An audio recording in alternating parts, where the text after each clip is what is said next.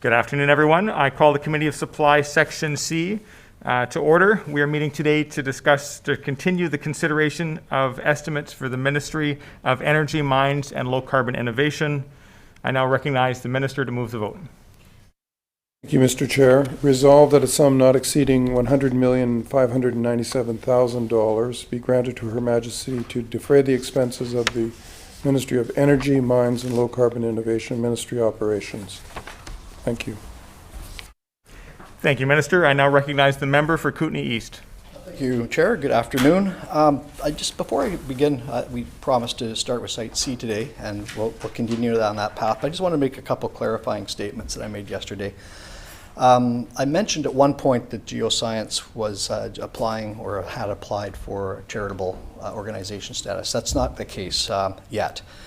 And it's because of the situation they're in that I went down the path of advocacy on behalf of Geoscience BC. Because as I've mentioned, it is in the Mining Jobs Task Report that it was recommended that a coordinated and adequately resourced geoscience strategy be continued. That includes Geoscience BC, and that includes the BC Geological Survey. There was also a report that was commissioned by the ministry back in 2018 that included Dr. Murray Duke and Dr. Ron Britton. And in that report, there were several recommendations or highlights recognizing the unique symbiotic relationship, I guess you could call it, between geoscience and the BC Geological Survey. So there is a relationship there. The ministers recognize that. It's a hybrid that is very unique in Canada and throughout the world for that matter, where these two organizations are working hand in hand to bring forward the best data, the best science, so we can explore, so we can further develop our natural resource abundance here in British Columbia. And with Canada coming home with the critical mineral strategy, now this is even more important than ever. I believe BC has, of the 31 critical minerals and metals, we have probably, I think, somewhere around 14 of them. And that's critical to national security, information and technology, and other further advancements, and of course our exports and production. So I just wanted to clear the air on that. Also on the $1 million that was raised, that was for the Britannia Mine Museum, which used to be the BC Mine Museum, and that was undertaken because those folks are in a big world of trouble. Not this minister's responsibility right now. That Britannia Mine was closed some time ago, and it at one time, I believe, supplied 17% of the world's copper. So just a little interesting factoid there. But I just wanted to clear the air. So we'll start into Site C, and as the minister knows, we'll go into Site C right now. And as the minister knows, Site C represents a big opportunity moving forward to a green economy. It's going to provide about 1,100 megawatts of capacity, 5,100 gigawatt hours of electricity that will power about 450,000 homes and businesses throughout the province. This is green electricity. Hydroelectricity is green after all. The efficiency of the dam is quite astounding. 35% of the power generated of the Williston Dam, the Site B Dam or the Bill Bennett Dam, the capacity, the storing capacity of the Site C Dam is about 5% of that of the Williston Dam, but it'll generate about 35% of the power. So very efficient. And as the minister knows, they had a decision at one time in 2017 when the BC Liberals, I guess, handed essentially the keys over to the NDP on the project. The NDP government made a decision at that point whether to go ahead with the project or not. At that point, they said the project was, the project was on time and on budget. According to their own minister, Michelle Mungal, mentioned that. The BCUC also confirmed that. BC Hydro confirmed that as well. And even the public civil works partner verified that on the scheduling as far as it being on time. So there was a lot of people that supported that being on time and on budget. At that point, government decided that this project was past the point of no return, that it needed to go ahead with the project, even though there was opposition to the Premier himself in the preceding years. And so I guess the first question to the Minister is, what was the, how was it determined that this was past the point of no return? I believe at that point, capital infrastructure and build out at that point was about $2.5 billion, I believe, somewhere in there. And reclamation was around, to set it back, was probably around 1.5. So it probably all in, we're probably looking at a $4 billion situation there if they wanted to cancel the project. So I guess the first question to the Minister is, how was that past a point of no return determined by the NDP government?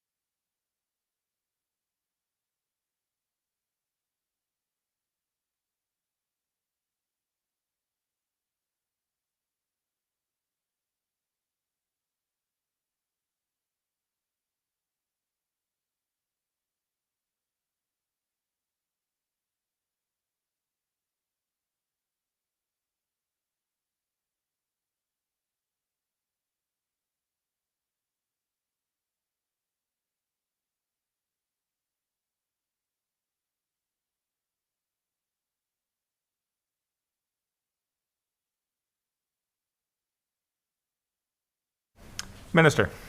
Thank you. I just wanted to, a few housekeeping matters from yesterday. I did say that we would get the breakdown of the new persons hired in the ministry dealing with permitting and audit and compliance. 31 were hired in Victoria, but I hasten to add that that includes provincial specialists with responsibilities across the province. Kamloops was 6, Smithers 8, Cranbrook 9, Prince George 4, and Vancouver 2 for a total of 60. Then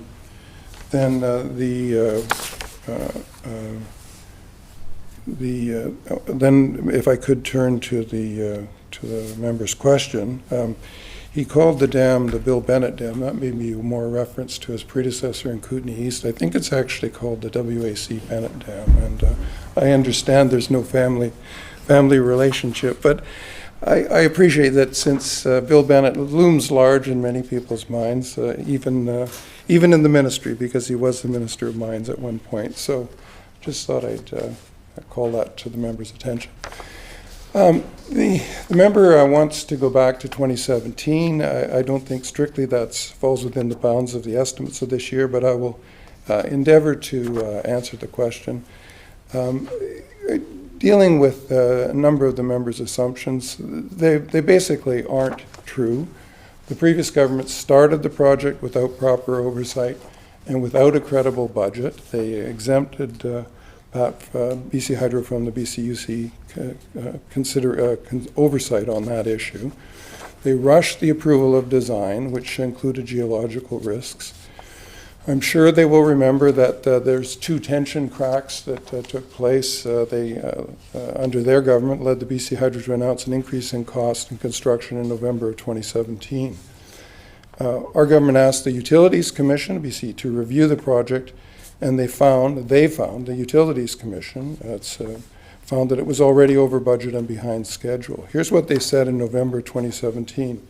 The BCUC is not persuaded that the Site C project will remain on schedule for a November 2024 in-service date. The panel also finds that the project is not within the proposed budget. That's the BCUC, that's a neutral public agency reviewing the project. And of course, no one could have predicted the global pandemic in 2017 and the challenges that it caused for major construction projects like Site C. Member. Thank you, Chair. And the faux pas on Bill Bennett may not be so much related to my predecessor, but my uncle's name is William. We call him Bill. So maybe that's where it came from. Minister's making jokes. That's good. So we'll talk about oversight in a second here, but let's be clear on time and on budget, what that means. In estimates, I believe it was in early November, and when certainly the NDP was in government before that, back in July, it was on time and on budget by the minister's own admission. That's not up for decision. Also, the Deloitte report also had this at on time and on budget back then. I forgot to mention that part. However was the case, there was a decision to be made. The NDP government said it was past the point of no return. I asked for how that decision was made, and if my facts were correct, that it was about $4 billion all in to eliminate the project. I'm assuming those are the right numbers. I didn't hear the minister refute those. So based on those numbers, what would that have meant to the taxpayer on a annualized basis, maybe over 10 years or 20 years or 30 years, however they want to do it? I know the latest numbers on the other over budget that I will get to later is based on a 10-year annualization. So maybe Minister can tell me what that would have meant to the taxpayer at that time if the project was scrapped.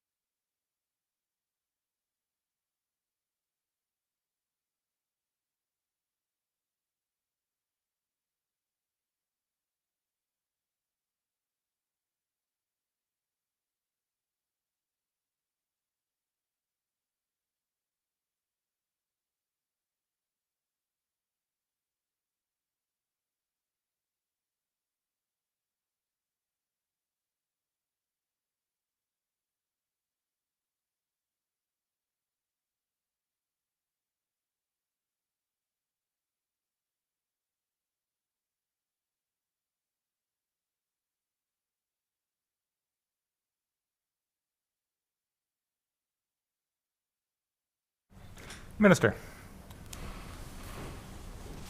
And thank you, Mr. Chair. Going back once again to 2017, not strictly the ambit of the estimates of 21, 22, but nonetheless, the members asked the question, and I will endeavor to respond. At that point in 2017, in the review that took place, approximately $2.1 billion had been spent, and there was calculated to be a $1.8 billion termination cost for a total of approximately $4 billion. That conclusion was analyzed by the Department of Finance and by my ministry, and also by external experts. And the decision was reached that given that cost of termination, it was better to complete the project and better for the position of the ratepayers than to terminate. And that was the basis on which the decision was made, and I think announcements made publicly. Member.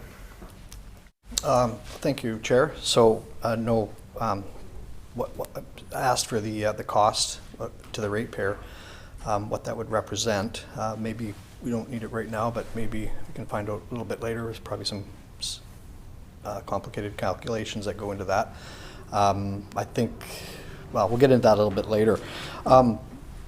Just sticking with Site C then, so can the minister confirm from the recent announcement, I think it was February 26th, the announcement on the Site C project pushed the completion date to 2025.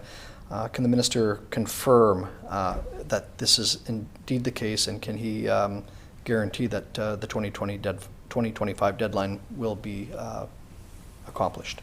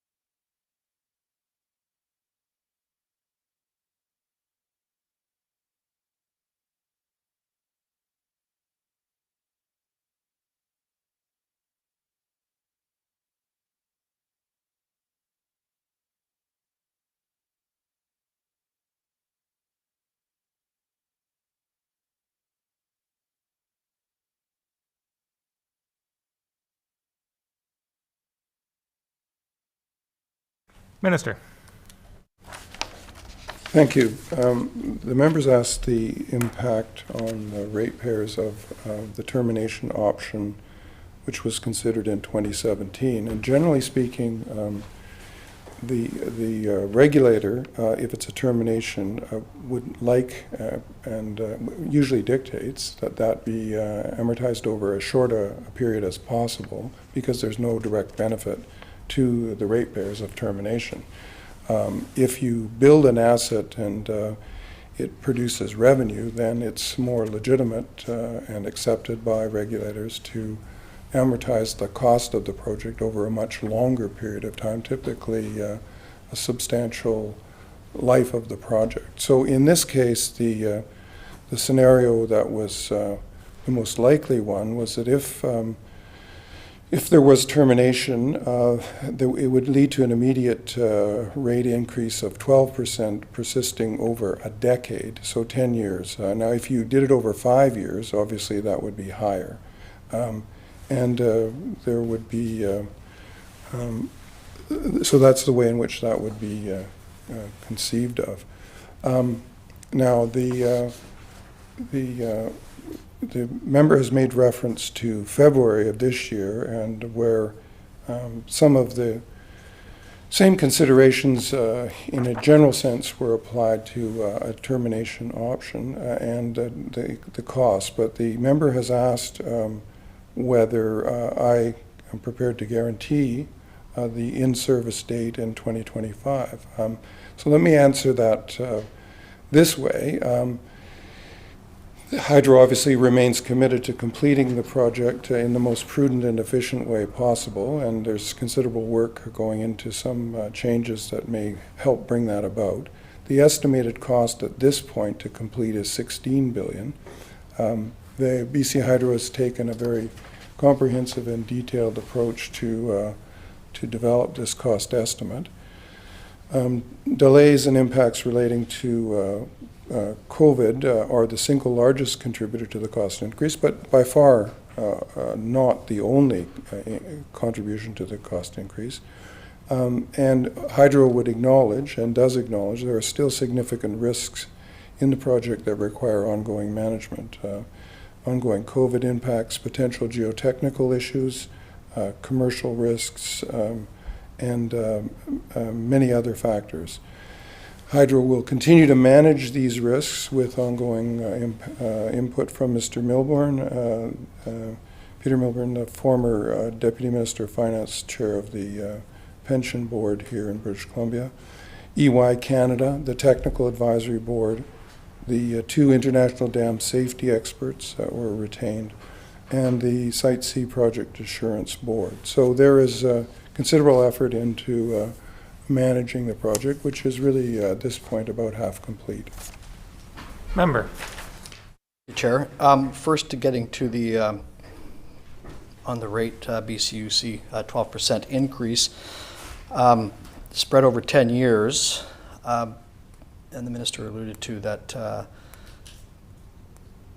that it's usually a shorter amount of time, but I believe the BCUC in determining passing changes to the ratepayer examines 2 things. The first thing is to mitigate any rate shock, and so 10 years, 20 years, 30 years is still in the equation. It depends. BCUC takes that into consideration. Is it too high of a rate shock? So if it is, they will look at amortizing that over a longer amount of time. The second determination they make is intergenerational equity, meaning it's not desirable to pass rates on to your future generations and would like to take it care more immediate than later.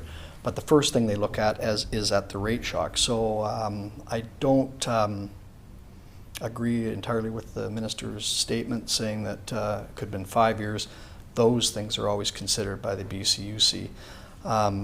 I believe right now the 10-year amortization to the ratepayer on average is about $18 a month for, I believe, the sunk cost right now for Site C and remediation is probably close to the $10 billion mark. I could be wrong on that, but that's what the The estimates right now are it's about an $18 a month for the average ratepayer over 10 years.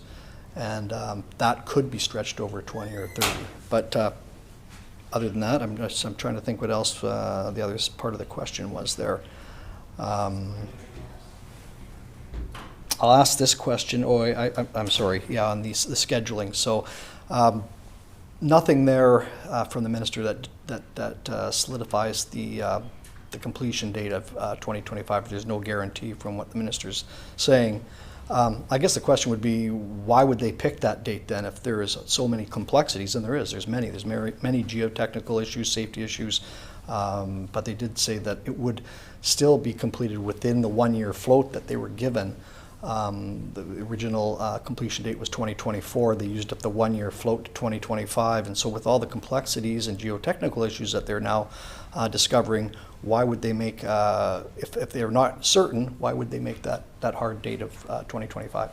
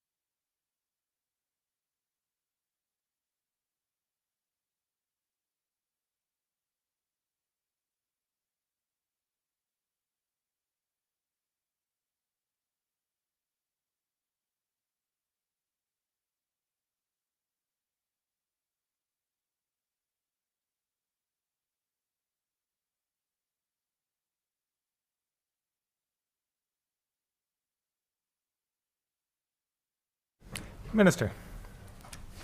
Thank you, Mr. Chair. The member is correct when he sets out the two major considerations of the regulator: mitigating rate shock and intergenerational equity. So those are a consideration, and typically where there is a termination, the intergenerational equity value becomes very important, because no future generation is going to get any benefit from paying off the bill and without any revenue source or any source of power from the project. So that's an important consideration, particularly when there's a termination option being considered. So if the project, and I'm talking about the 2021 scenario now, if the project was terminated in starting April 2021, BC Hydro would be required to immediately recover $10.2 billion. So that would result, the calculation was, a one-time estimated rate increase of 26% for all customers starting April 1st, 2021 and lasting for 10 years. And I know the member has said that, well, then the amortization period could be stretched out. There's what I understand, and I've been told, is a very strong resistance from the regulator to doing that, where there is no benefit. If you complete, then you have revenue that stretches out over the life of the asset. In the case of the Site C Clean Energy project, 100 years. So you can do very different financial calculations with that revenue source. But a termination involves an immediate hit to the bottom line of $10.2 billion. Completing the Site C was still the best option because it would enable and help BC Hydro customers continue to pay some of the lowest rates in North America. And as I've said, the cost would be recovered over the life of the asset. Typically, they say 70 years, but the estimated life of the project is 100 years, but who knows? I don't think any of us will be here then. So the estimated $10.2 billion does not factor in the costs of new energy and capacity resources that would need to be built over time to meet the province's future electricity needs. So it's an underestimate, if anything. And in terms of the member's request to guarantee a completion, I think what we have is an examination by a very skilled range of experts, and their best guess, their estimate, is that it will be completed in 2025, and there's a reason for that, because it's based on their examination of all the available evidence and a calculation of all the risks that are involved.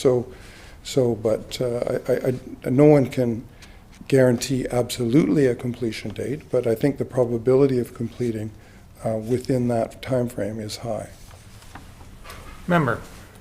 Thank you, Chair, and thanks to the Minister for the clarification. I guess we'll never know, but it's good to know that we are going ahead with it. I firmly believe that. Now, in regards to budget, I guess the Minister will probably give me the same answer on the $16 billion, whether or not we can, take stock in that, as that being a guarantee or not. I'm sure he'll respond that it isn't, but I'll ask the question anyways. If the $16 billion is the ceiling from the experts that have determined that number, but more importantly, of the $5.5 billion cost overrun, it was a 5.3 billion. The ministry stated that 50% of that was related to COVID-19 pandemic and geotechnical issues. However, the other 50% is unknown, and I would like to know if the minister could provide me with the details and the breakdown on what that $5.3 billion overrun consisted of.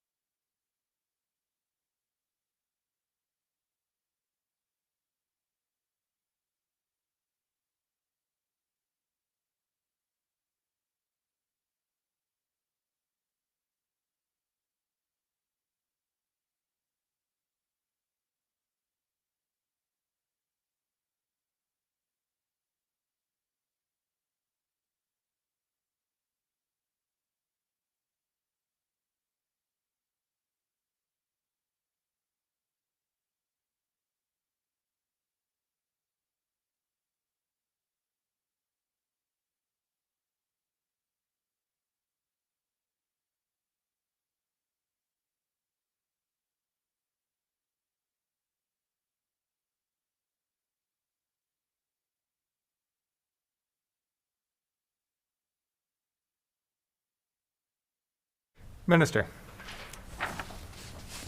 Thanks very much. And the member has asked a question about the composition of the elements that go into the $5.3 billion cost increase. So there are a number of elements that play into that.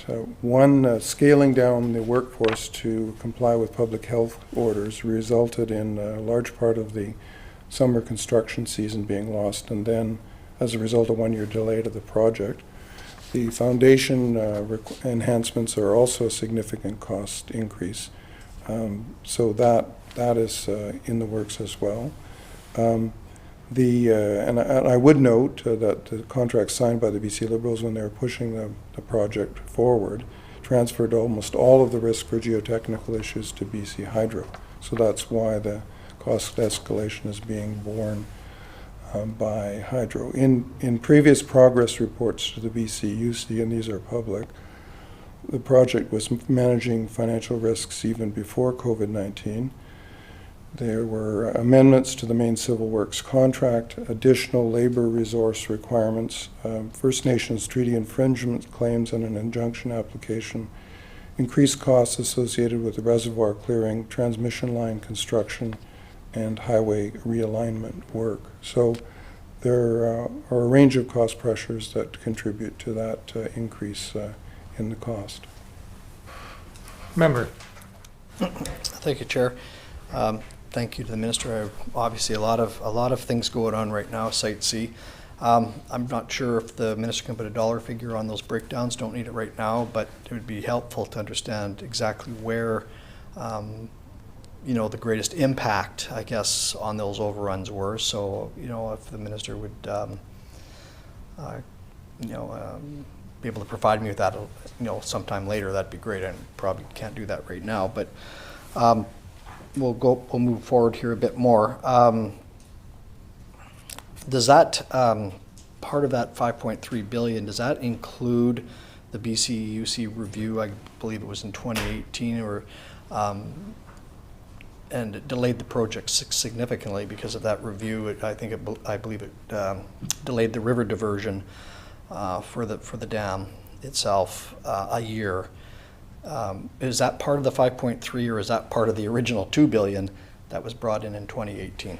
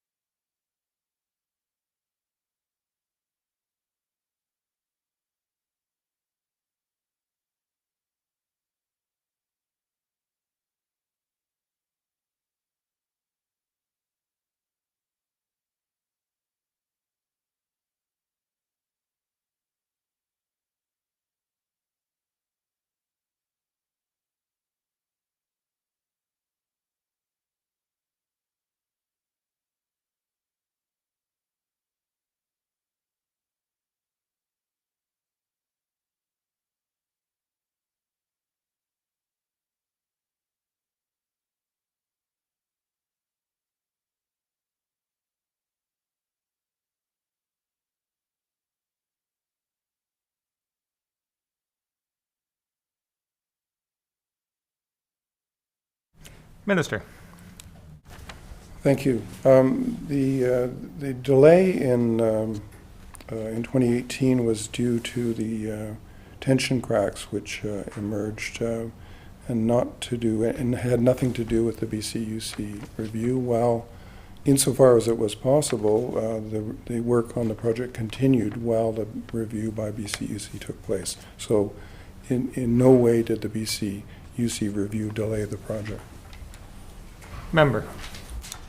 Thank you, Chair. All the same then, were those, was that delay part of the 5.3 billion or was that part of the original 2 billion?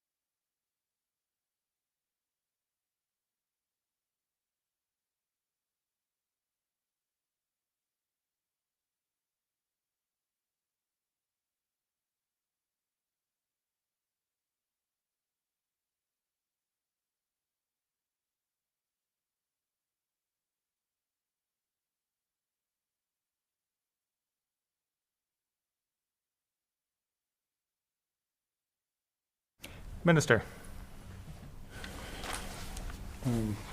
Thank you. The cost that we're discussing is the cost of the tension cracks. They were not part of the 5.3 million cost escalation.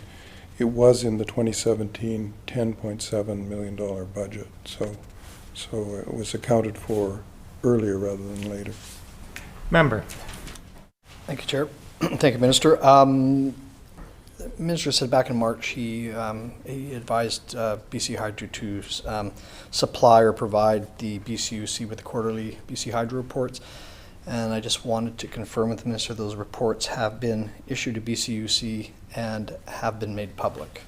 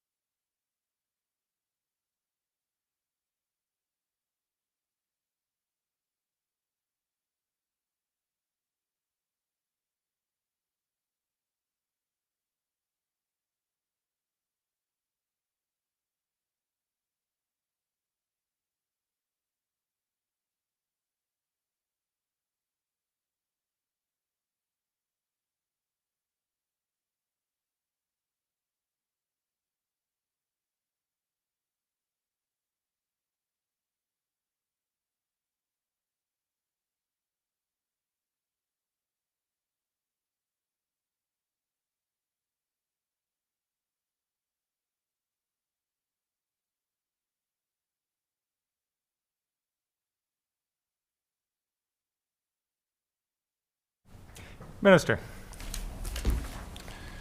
Thank you. The quarterly reports were brought up to date by a release on March 18th, 2021. The next report for the quarter January to March of this year will be released before the end of June 2021. Member. Thank you, Chair. We'll get into a little bit of the Peter Milburn report right now. And we'll talk about the transparency with some of the oversight. The Minister alluded to oversight earlier. And the selection of the Project Assurance Board was one of those, one of two pieces of oversight. The other one was the Ertz and Young team to provide oversight as well. Question to the Minister is, in selecting the Project Assurance Board, does the Minister believe that there's a clear, transparent process that provided independent oversight to the Project Assurance Board?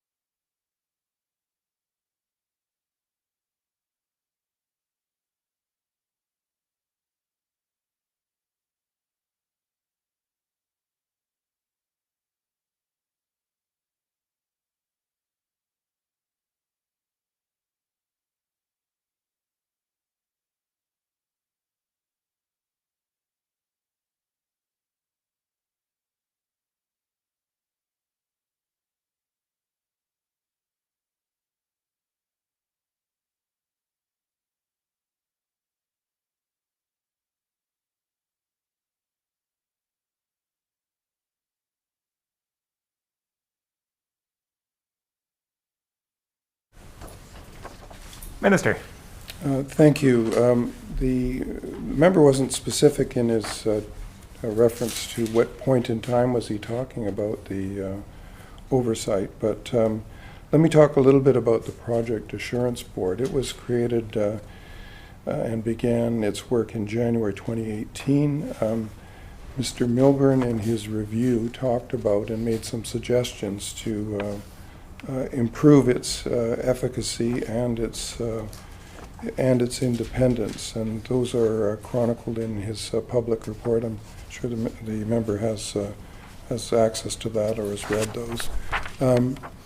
The board, in pursuit of the recommendations made by Mr. Milburn, the membership of the board has been added to. There's an independent chair. There are new members with substantial major construction experience. The terms of reference, as he recommended for the Project Assurance Board, have been revised. All of this is going to be announced publicly fairly shortly, I think. Previously, the members of the Project Assurance Board membership was not public. And that will be they will now, their names will now become public. Those changes have been made, and I'm confident that that will improve project oversight and lead to a better project. The other area of oversight was EY, and again, Mr. Milburn makes some comments on that in his report, and those have been examined and taken to heart, and there is a renewed role for EY and its independent oversight role and its participation as a non-member but observer of the Project Assurance Board has been established as well. So I'm confident that these changes will lead to better independent oversight of the project and make important contributions to the project going forward, and I think those are all to the good. Member. Thank you, Chair. I see my colleague is in the gallery, virtually, albeit. The member from Prince George Valemont and the leader of the official opposition would like to ask some questions now. Thank you, member. Recognizing the leader of the opposition. Thank you very much. Appreciate the time, and thank you very much to my colleague for the opportunity to spend a few minutes asking some questions. Good afternoon to the minister and his staff. This is a topic that the ministry will be familiar with when it comes to issues that I have regularly raised in the legislature. That is the issue of geothermal. So perhaps I'll begin by thanking the minister for the work that's been done to actually move forward with a geothermal electricity project in Northeast BC. I think that's an important step forward. That has funding that's been provided by the province and the federal government.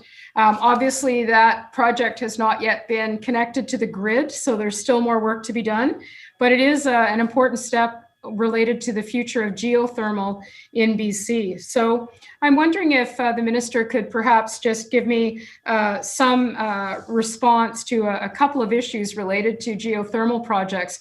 Obviously, geothermal, I know the minister would be familiar with the fact that geothermal is very commonly associated with heat projects.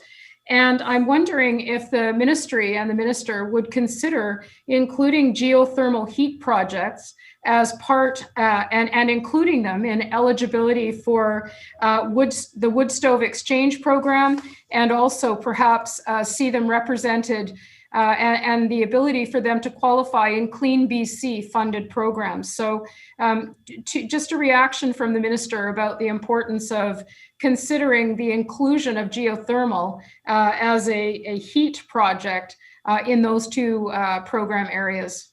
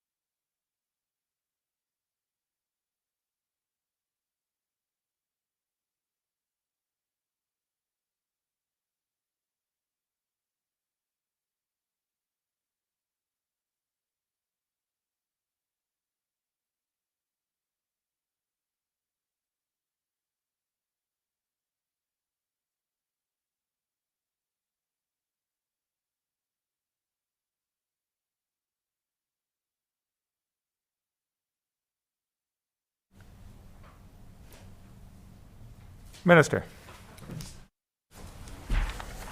Thank you. I thank the member for her question, and I recall her advocacy for geothermal in general last year in last year's estimates.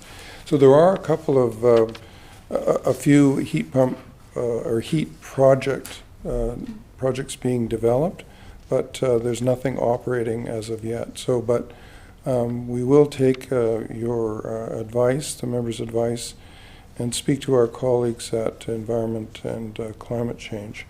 I would note that ground source heat pumps are already eligible under the Better Homes, Better Buildings program, which is operated by this ministry. So thank you for that question.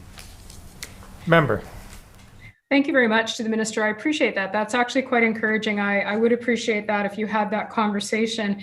I wanted to pursue that just a bit further in terms of, I know the minister would be aware of the fact that in more than 80 countries, geothermal resources, when they are below 80 degrees Celsius, are used around the world.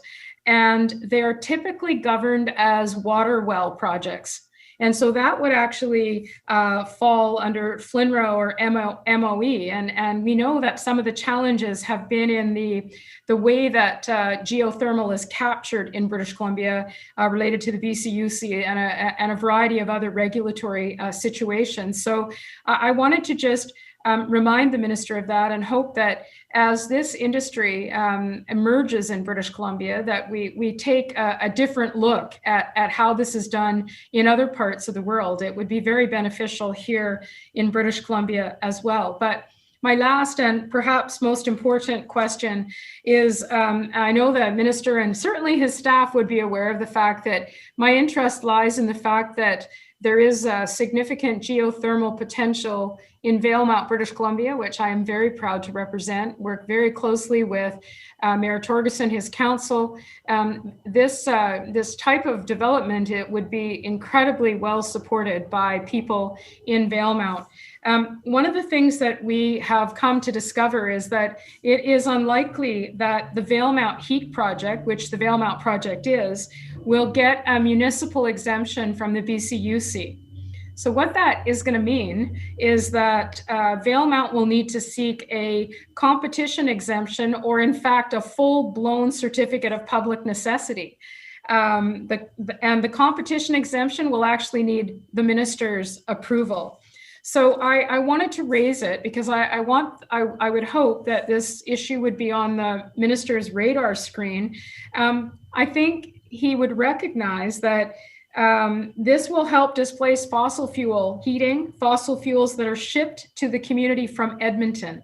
So when we think about trying to reduce carbon footprint and needing heating for public buildings as well as homes, this is an incredibly important opportunity for us to capitalize that on this place that I must admit I'm pretty biased about when it comes to how beautiful and incredible it is in Valemount and the Robson Valley.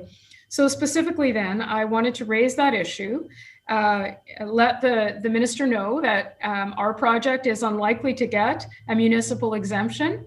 And I would just appreciate, I understand the minister can't likely say yes today, although I would love him to, like to get his reaction to the fact that moving forward, we'll need the minister's, obviously, his approval. So I'll wait to hear the minister's response. I simply want to once again point out the importance of this kind of project to British Columbia. Very pleased to see we've made some progress in the Northeast. And now I'd like to see a similar progress being made in Valemount as well. So thank you to my colleague for the time. I'll wait for the minister's answer, and I appreciate his time as well.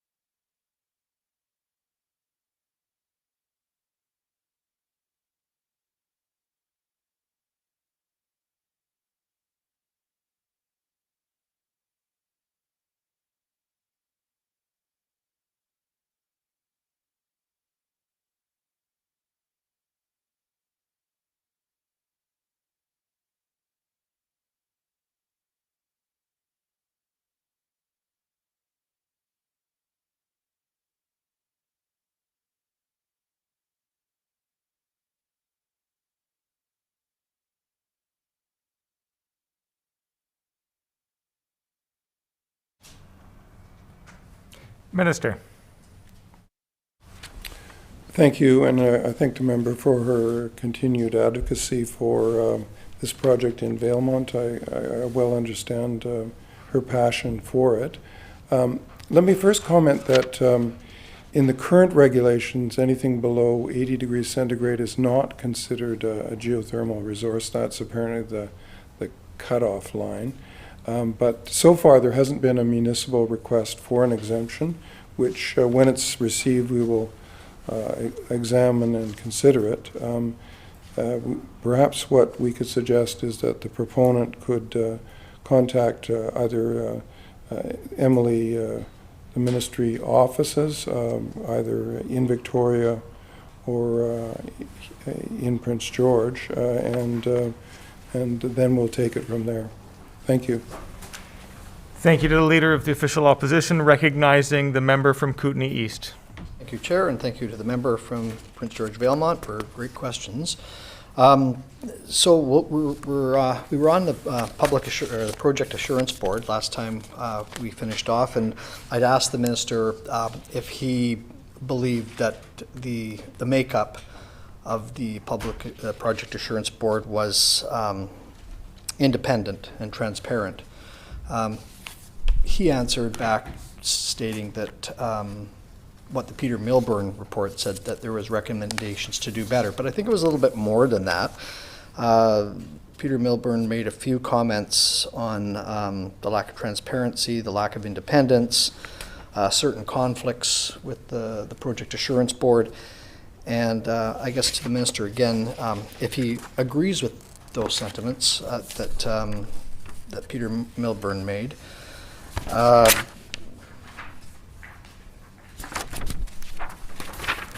going back here.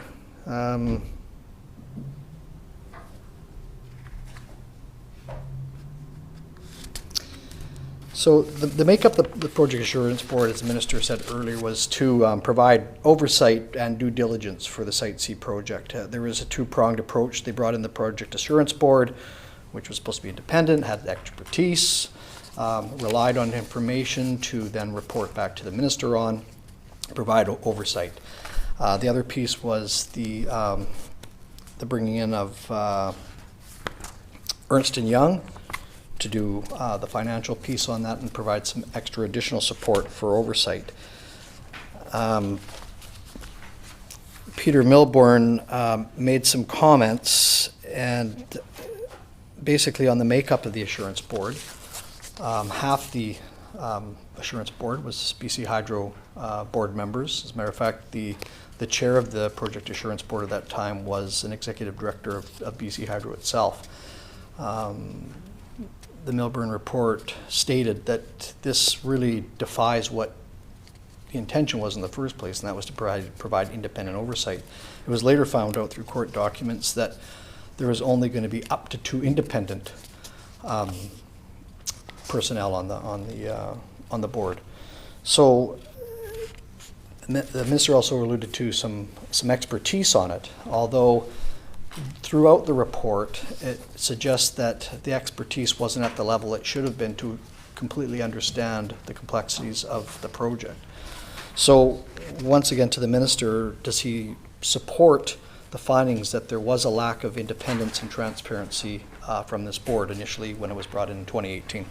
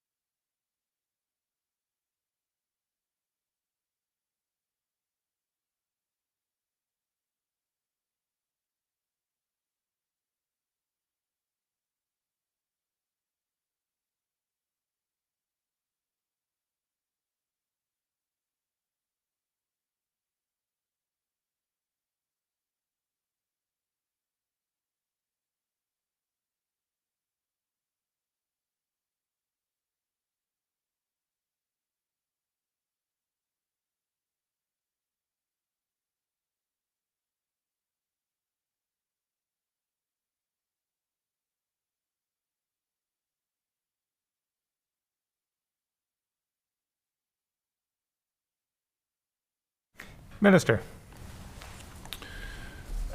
Thank you. Mr. Milburn's report was commissioned by the government and has reported now publicly. I have reviewed and accepted all of the recommendations of his report and am undertaking the actions recommended. With regard to the Project Assurance Board, the mandate and structure are being revised to ensure increased oversight and due diligence. We're making it more independent with increased resources and additional external members to increase its expertise in major construction projects, commercial negotiations, and claims management. These are areas that Mr. Milburn identified as areas that needed improvement.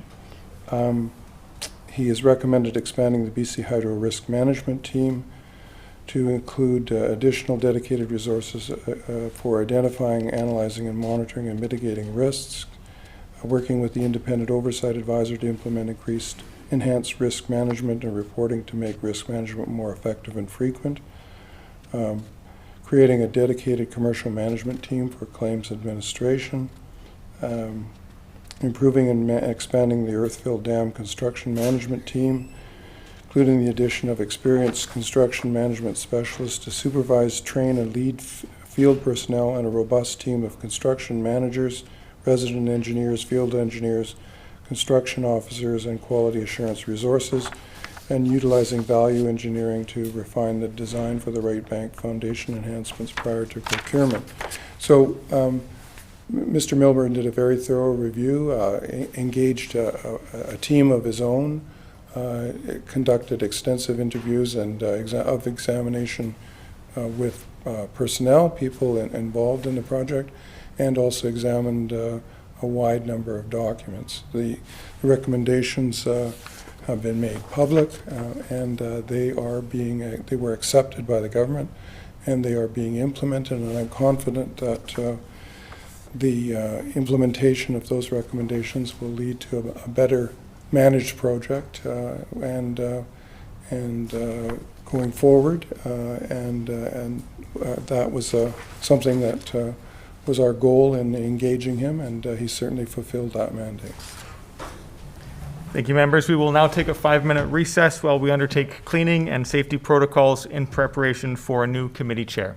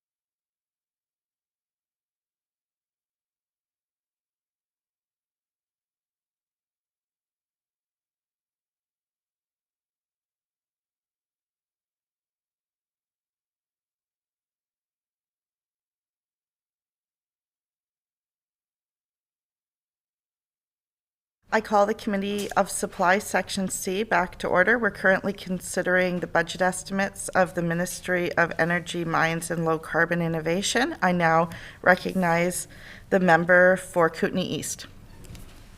Welcome to the chair. Minister's answer was a good one. He has accepted all 17 recommendations from the Peter Milburn report, essentially admitting that there was a lack of oversight, there was a lack of independence. That's what the Milburn report suggests. We can look at all the recommendations, especially in concerning with the Project Assurance Board, more external independent and skill-specific membership. The current process appears to truncate the opportunity to properly explore problems and potential, specifically focusing on individuals with experience delivering major civil projects. BC Hydro should consider providing Public Assurance Board with more autonomy and opportunity for independent due diligence and deliberations. Independent oversight and Public Assurance Board functions should be reevaluated. And there's a whole bunch more here that suggests and states that this was flawed. The setup of the Oversight Committee was a flawed process, and most likely contributed to some further delays of the project and ramping up some costs. So, as the minister had said in his previous answer, there's a whole litany of descriptions and skill sets that a oversight committee needs to possess. Experience, and he mentioned a whole bunch of stuff that I won't even repeat, but it's very complicated work, these big public projects. So I guess a question would be, when reevaluating the Site C dam, when the NDP were first evaluating the project, why did they not? Why was the ability of the BCUC never used to oversee the project and determine whether it was in the public's interest or not?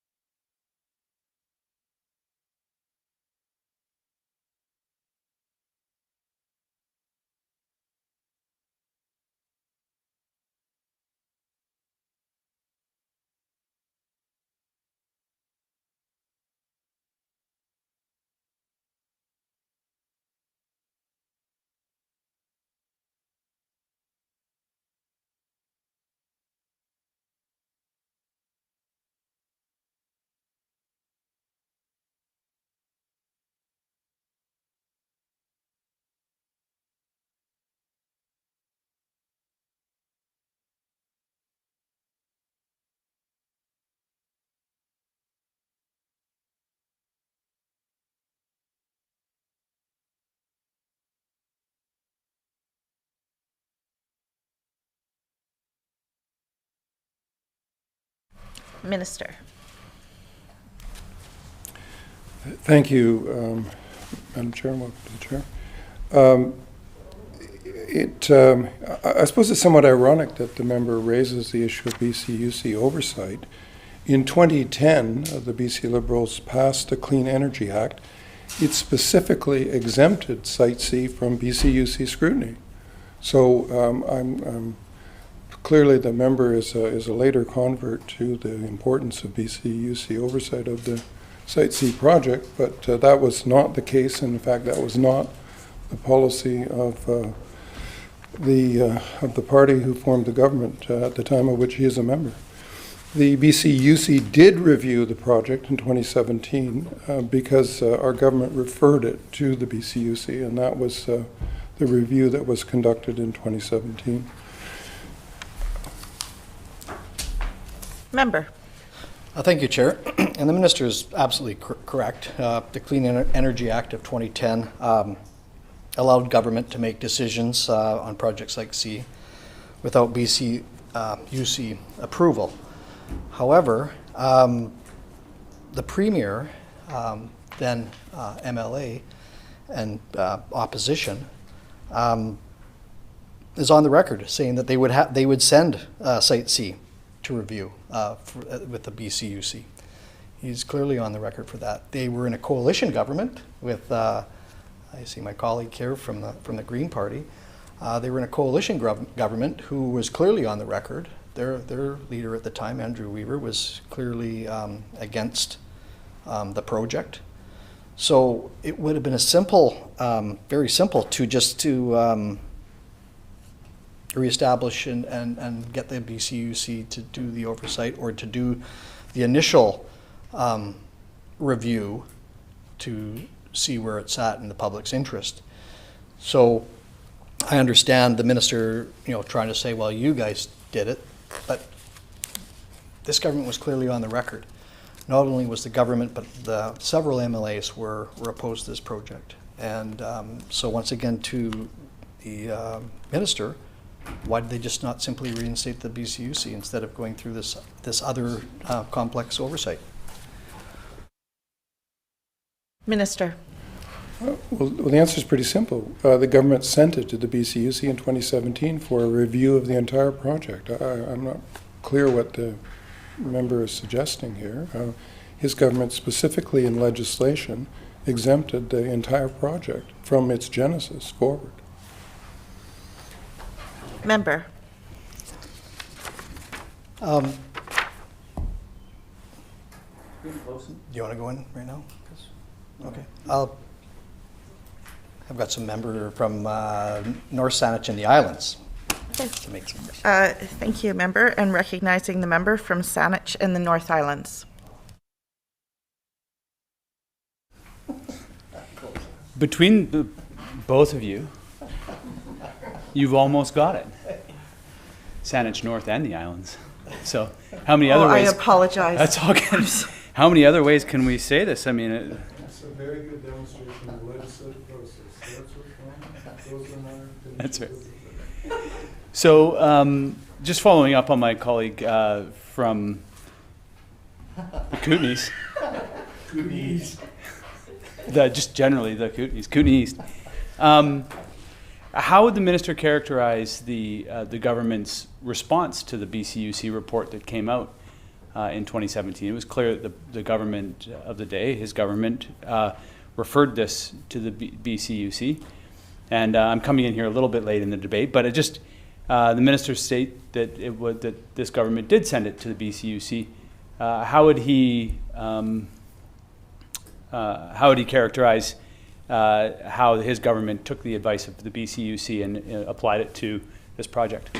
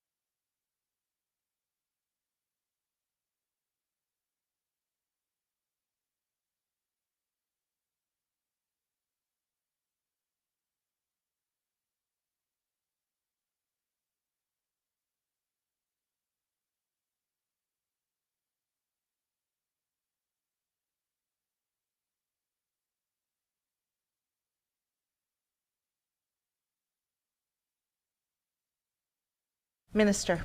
Thank you. The government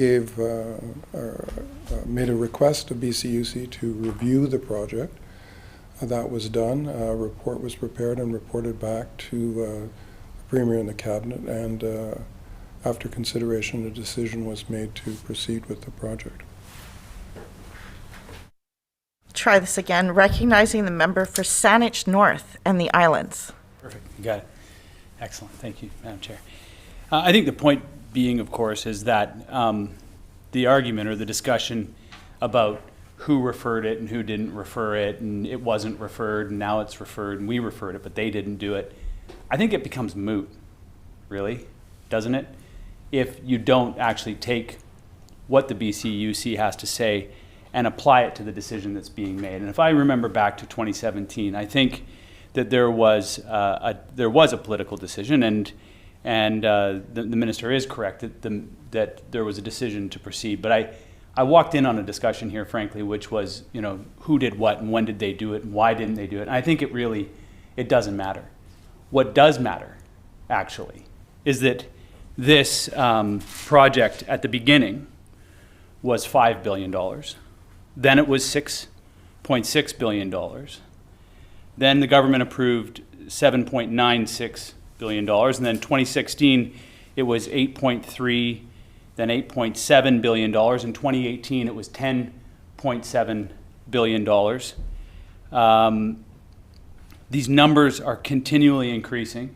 And this year, it's $16 billion. So whatever the case, the government of British Columbia, represented by two political parties, one that got it started and one that inherited the project clearly, has seen this project be one of, if not the most expensive projects in the history of this country. And yet we continue to stick our head down and just drive forward based on the sunk cost fallacy that has largely been raised by a number of people. So the question to the minister, how certain are you that $16 billion, is the minister, through you, Madam Chair, is that $16 billion is the final price tag?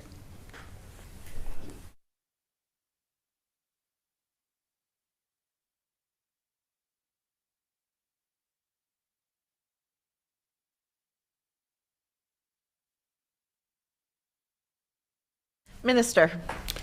Thank you. That's an important question. It's one that I've asked myself. BC Hydro is engaging in what's called a rebaselining. In other words, a re-examination from the bottom up of all the components of the budget, and that's a lengthy process. So they're almost completed that. In addition, we've had Mr. Milburn have a look at many aspects of the project with a view to improving management of some areas which have seen cost increases, particularly commercial claims and risk management. So the choice of language of $16 million or $16 billion cost estimate is deliberate, but we're expecting that there will be a budget that will be coming forward, which will endeavor to be as precise as it can be in the circumstances. I'm not in a position, I think I answered my other colleague, I think present colleague had yet to join the debate. I'm not in a position where I would be prudent for me to guarantee a budget number, but I'm convinced that the senior management and the team that's been hired and the outside consultants that have been engaged have increased the probability of that budget number being accurate. But there are unforeseen circumstances. I mean, no one could have predicted COVID, for example. But I'm convinced that we're as close to a fairly solid number as we can be. Member. Thank you. There's been lots of solid numbers offered British Columbians, and those numbers have been increasing one over another. Is there a ceiling? Is there a number that that we won't surpass in this project. We've got some certainty that this number, 16 billion, is a good estimate, and I respect the fact that there are unforeseen circumstances. But is there any number that this government won't accept?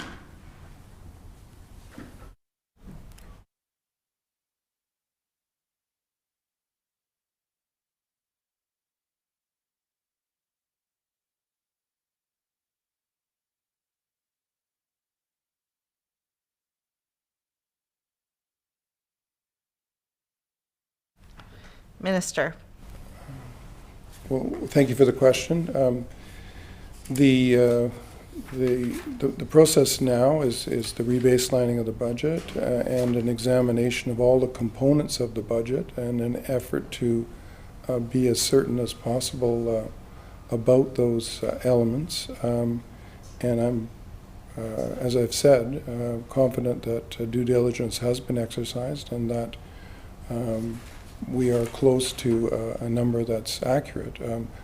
Whether that is the final number, I'm not able to say, but I have confidence in the process that's being undertaken and the additional scrutiny, the additional response to the recommendations of Mr. Milburn in a number of areas of the project, the additional diligence of an independent project assurance board that's being implemented, and the results of all of that, I think, give us some reasonable assurance that we're certainly close to an accurate number.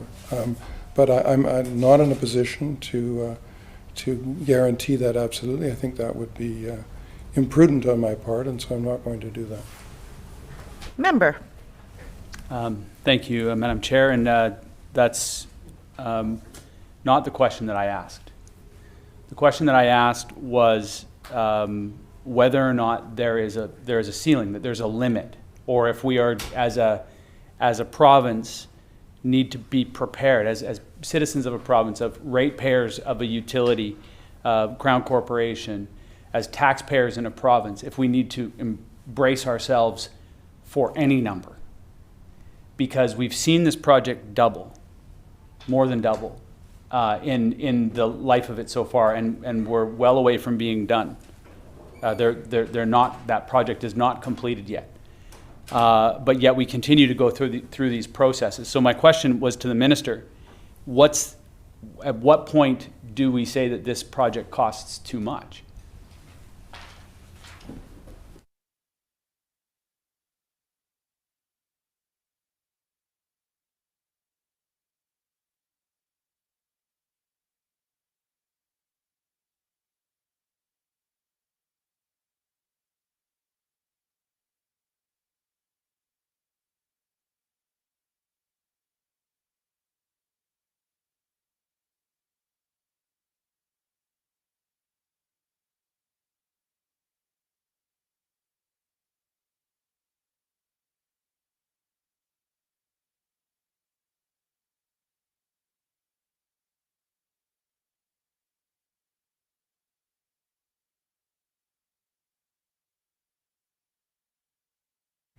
Minister. Thank you. I appreciate the place that the member's question comes from. I too am apprehensive about the budget. I think and the member and I share that point of view. It's a legitimate point of view. The public is, to the degree that they focus on this, is likely concerned.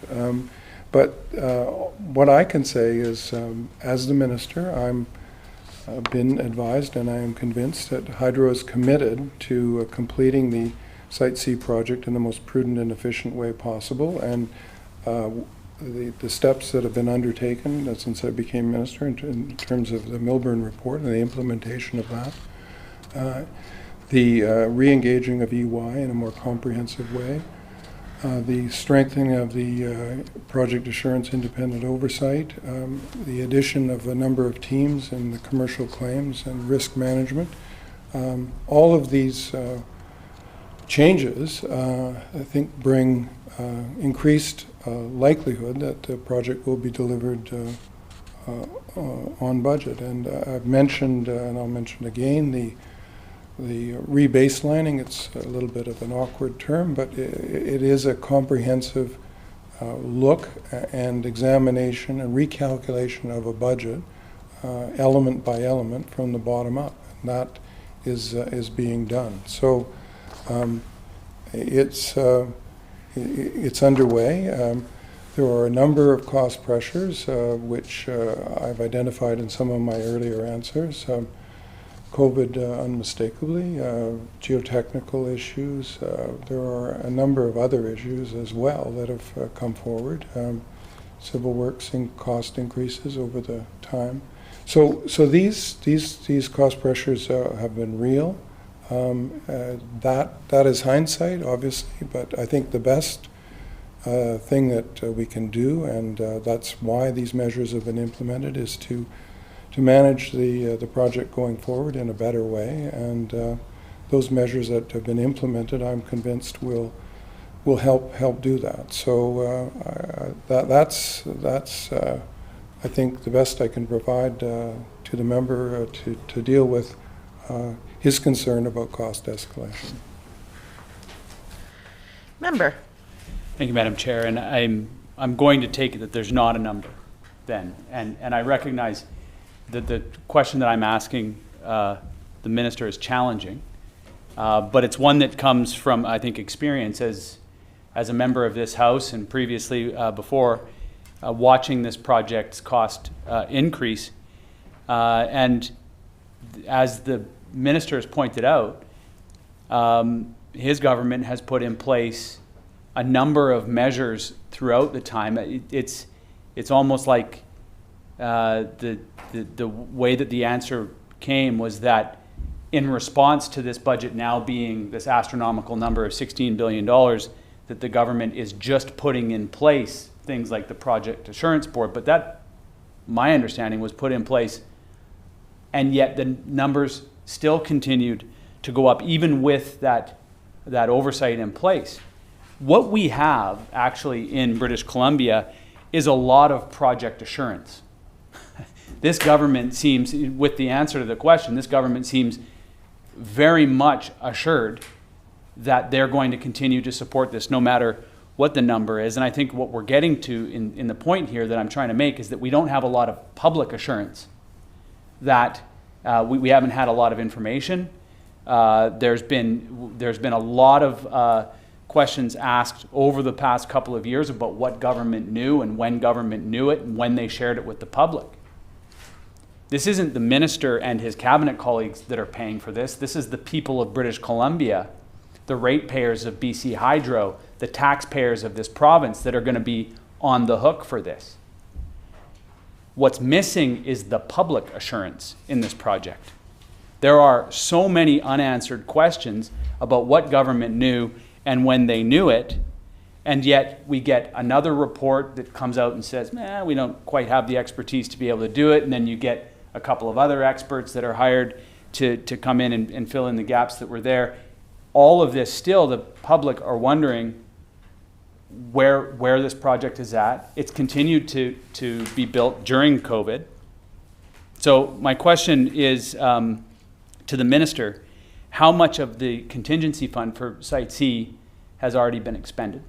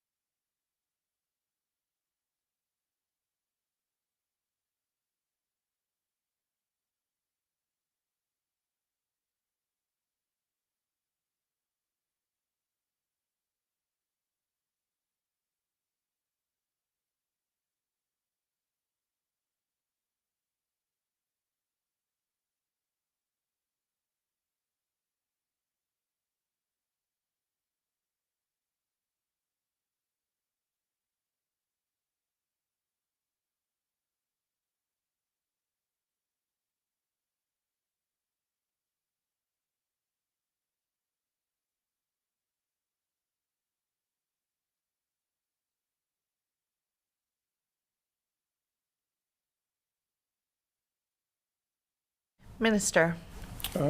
Thanks very much to the member for his question. I mean, clearly, there's a difference in opinion about the public policy considerations here. From what the member has said, and I think his public positions, is that he was in favor of terminating this project, and the government made the decision to continue with the project. So termination had certain financial consequences in terms of rate increases, an immediate bill for about $10 billion, and the ratepayers would be asked to pay that $10 billion if the project were to be terminated. The decision made was to continue, and I'm speaking of the 2021 decision, was made to continue the project and build an asset that will provide clean electricity for British Columbia for an estimated 70 to 100 years. And in an economy where we're attempting to achieve a low carbon future, clean electricity is an important component of our economic future. So that's clearly the policy difference. This member would stop the project, and certainly that's his choice, and he can advocate for that. I know there are those who do that, but that's not the decision of the government, and that's why the project is going forward. So, in terms of a contingency, there is a contingency within the budget. It hasn't been called upon yet. I would also say, to foreclose the member's next question, how much is it, is that for reasons of commercial confidentiality, that the amount of that contingency cannot be revealed given the negotiations and the ongoing negotiations with the main civil works contractor. Member. Thank you. My next question was actually to backtrack a little bit, Minister, so it wasn't going to actually be that question. The Minister mentioned that BC Hydro is going through a rebaselining process right now. In other words, looking at the project from top to bottom to see how much it's going to be. Is this the only time that Hydro has rebaselined the costs of this project, or has that process happened previously?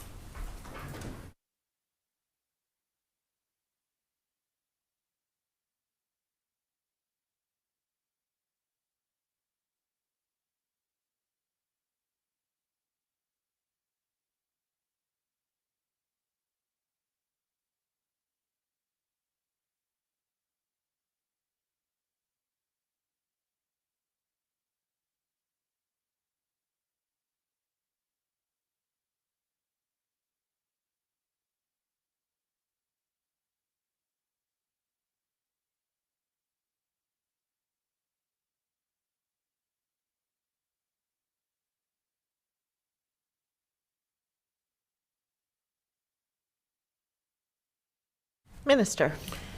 Thank you. It's not unusual in a major construction project, certainly one of this scale, that there are revisions to the budget given the lifetime over which the project exists. And in this case, there have been obviously unforeseen events, whether it's the COVID interruption of a construction schedule or some of the geotechnical discoveries that were made, which in order to make the project as absolutely as safe as possible, Hydro fashioned a response and is in the process of executing that response. So budgets are, as much as one would like, the predictability and certainty of an absolute flat line in a budget, and I know that that's what project managers and accountants devoutly wish for, but it has not been possible in this project, and there are unforeseen circumstances that have to be dealt with and raise costs. So and extend schedule, and that's been the case here. BC Hydro has endeavored to respond, and we continue forward with the project. Member. Thank you, Madam Chair. The Minister raises, the issues around the geotechnical and COVID-19 as being a couple of reasons why the costs have escalated. I think it's also fair to suggest that the costs were escalating prior to COVID, and that certainly there's probably some aspect of COVID that has an impact on the cost of this project.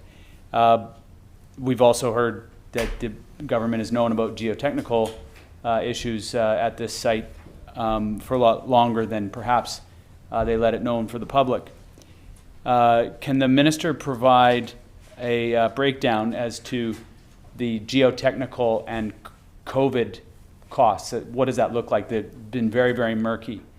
The breakdown between the costs that are related to COVID-19 and the costs that are related to the geotechnical issues that the minister has highlighted in his previous response.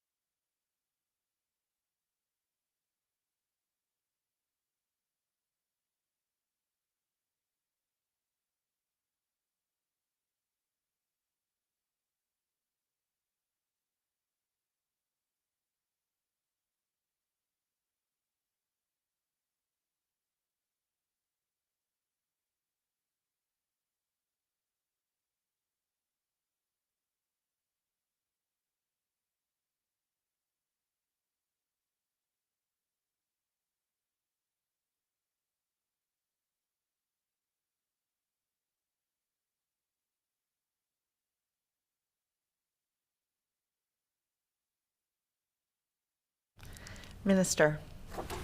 There are a number of elements that go into the composition of the overrun, and I've listed some of them in response to questions by our colleague, the member from Kootenay East. But let me go back to some of those again.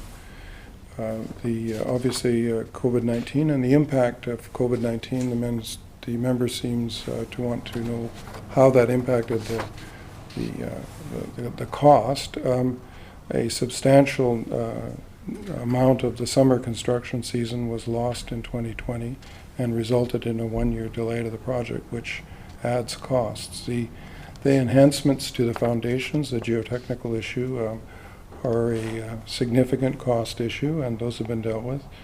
And I think I noted that the contract signed by the BC Liberals transferred all the geotechnical risk to BC Hydro, so that's why BC Hydro has to pay for it and not anyone else.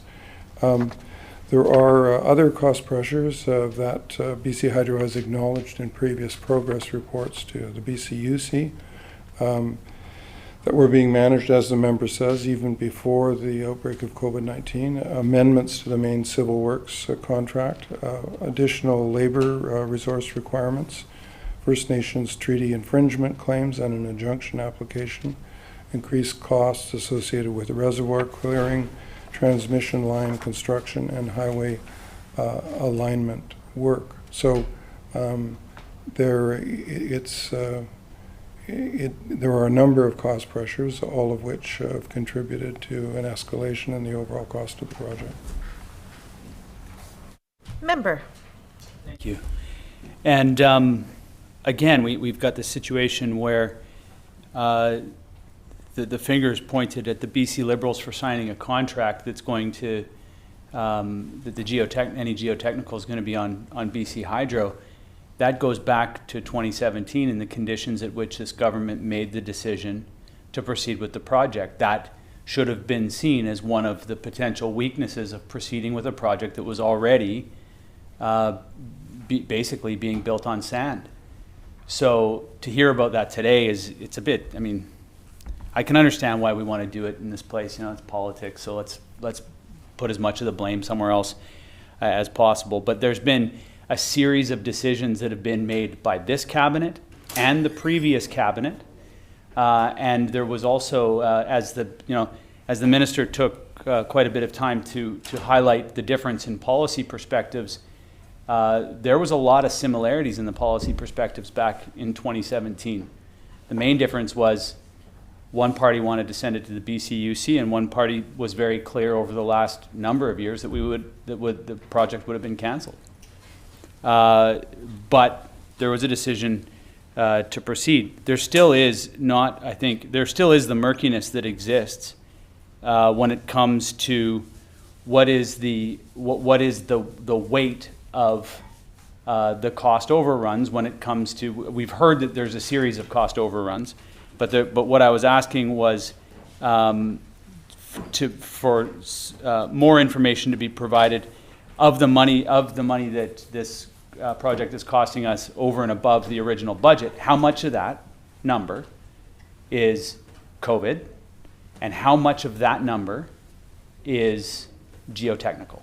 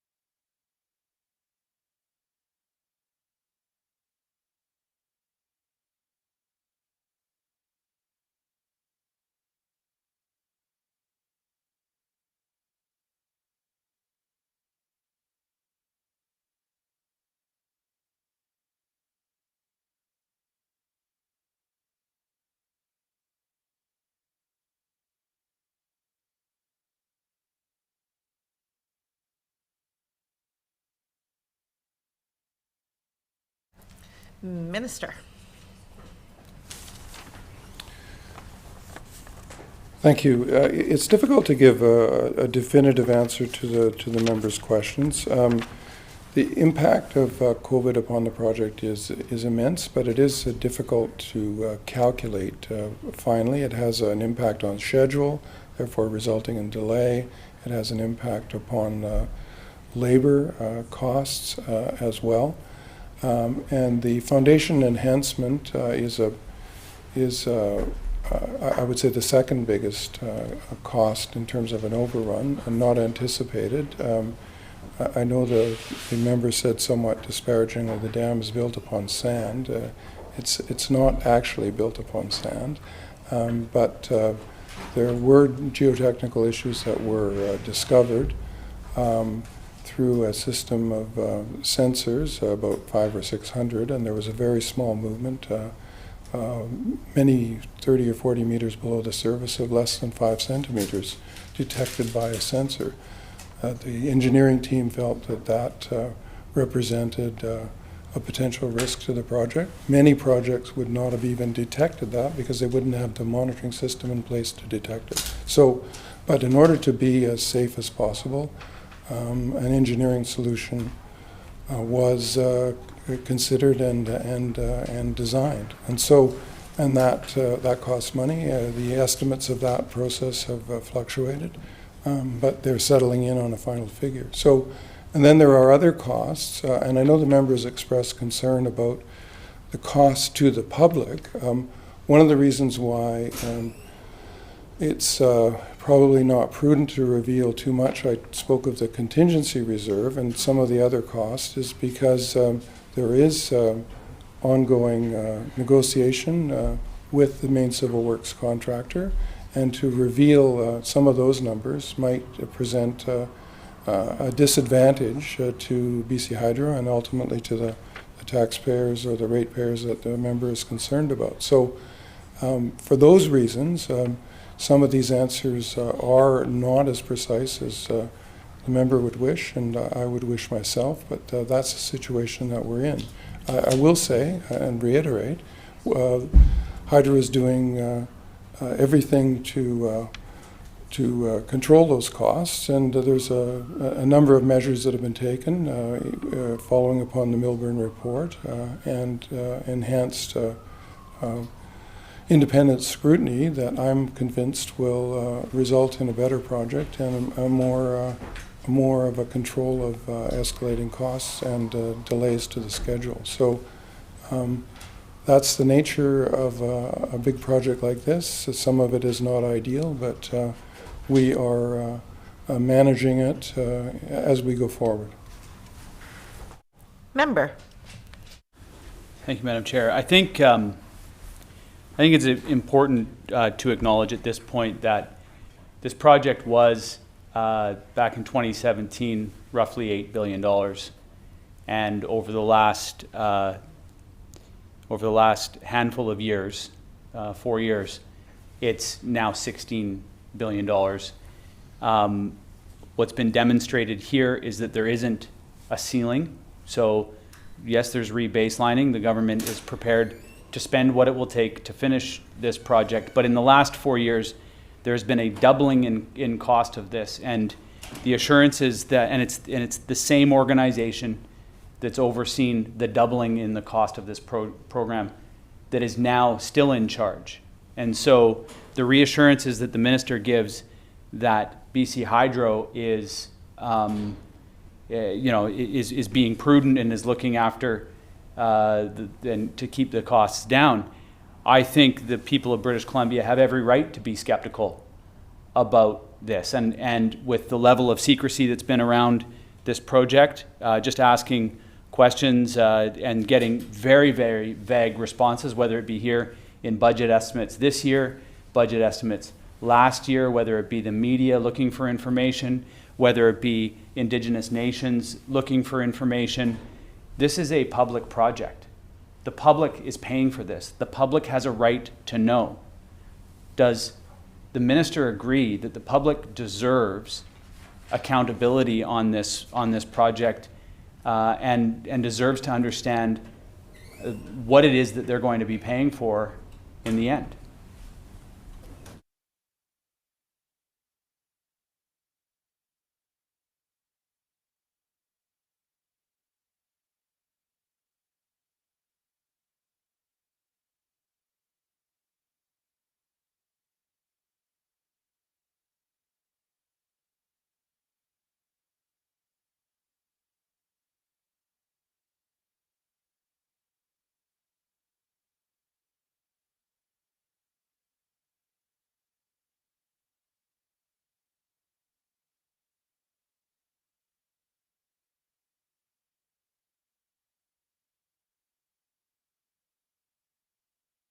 Minister.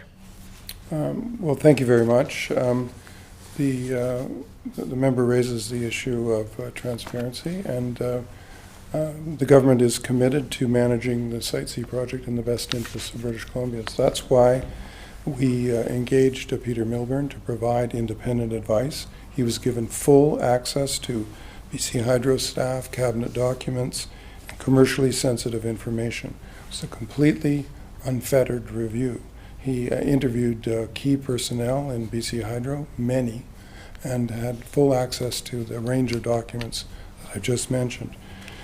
And we wanted to make sure that British Columbians were fully informed about Mr. Milburn's findings and recommendations, but without compromising BC Hydro's legal and commercial position with contractors. And Mr. Milburn produced the edited report of, I think, some, let me just see, I have it right here, some 40 pages, based on his experience as a former deputy minister in the government and the chair of the BC IMC, the Independent Management Commission that manages the pension fund of a number of British Columbians. So he edited it. He was not directed by anyone to how to edit it, and that document was released. So we've also released multiple reports from independent geotechnical experts. The member from Kootenay East asked me about the quarterly reports. Those had fallen behind and weren't being produced. I've directed that they be produced. They're up to date. And the next one will be coming at the end of June for the quarter January to March of 2021. We also brought in new leadership, a new chair of the board at BC Hydro, and in order to set off on a new path. So we have taken strides to make the BC Hydro, this project, and BC Hydro generally, responsive to the public interest and open and transparent. Member. Thank you, Madam Chair. Shifting gears here away from Site C, and thank you to the Minister for his responses on Site C, to LNG. And today, the Minister made the statement in question period that the project that's the LNG Canada project has been factored in to the Clean BC targets and to our emissions. Is the Minister aware that the Minister of Environment is still looking to find emissions within British Columbia so that then we are actually in alignment with the commitments, the targets that we've made? So we're still looking for 25% of those emissions. Those were to be identified by December. And so is it not a challenging thing to stay in question period that we have accounted for LNG and yet British Columbia is going to blow past its targets by at least 25%? The implication in question period today was that LNG can fit within our budget. But in fact, it's part of a carbon budget that is way over what we need it to be.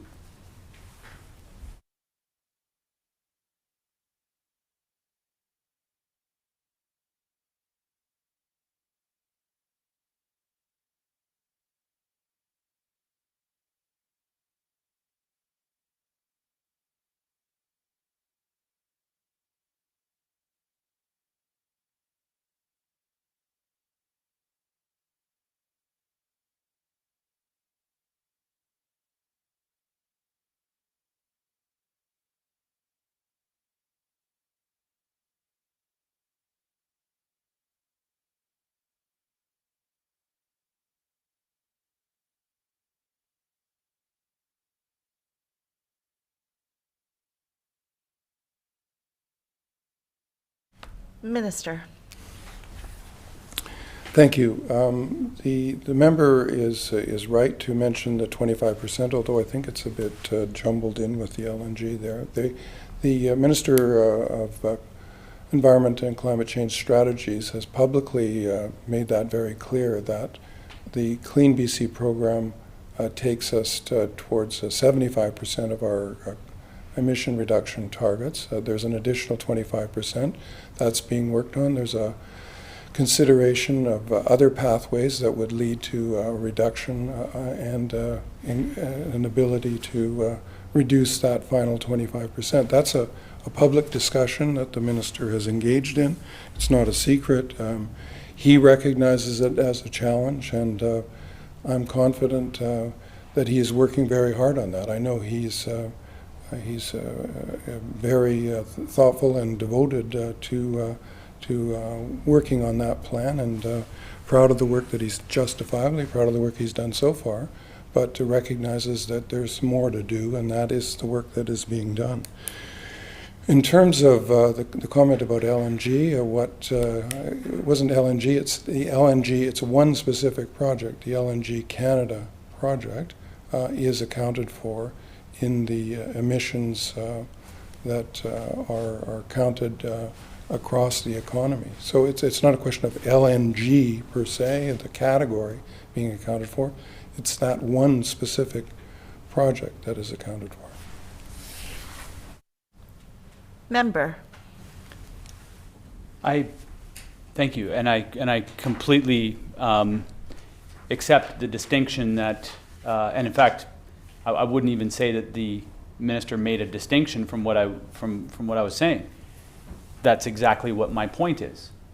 But in question period, when my colleague from Cowichan Valley asked about LNG, and the minister said that LNG Canada is factored in to our Clean BC goals and factored into our emissions, he left it hanging.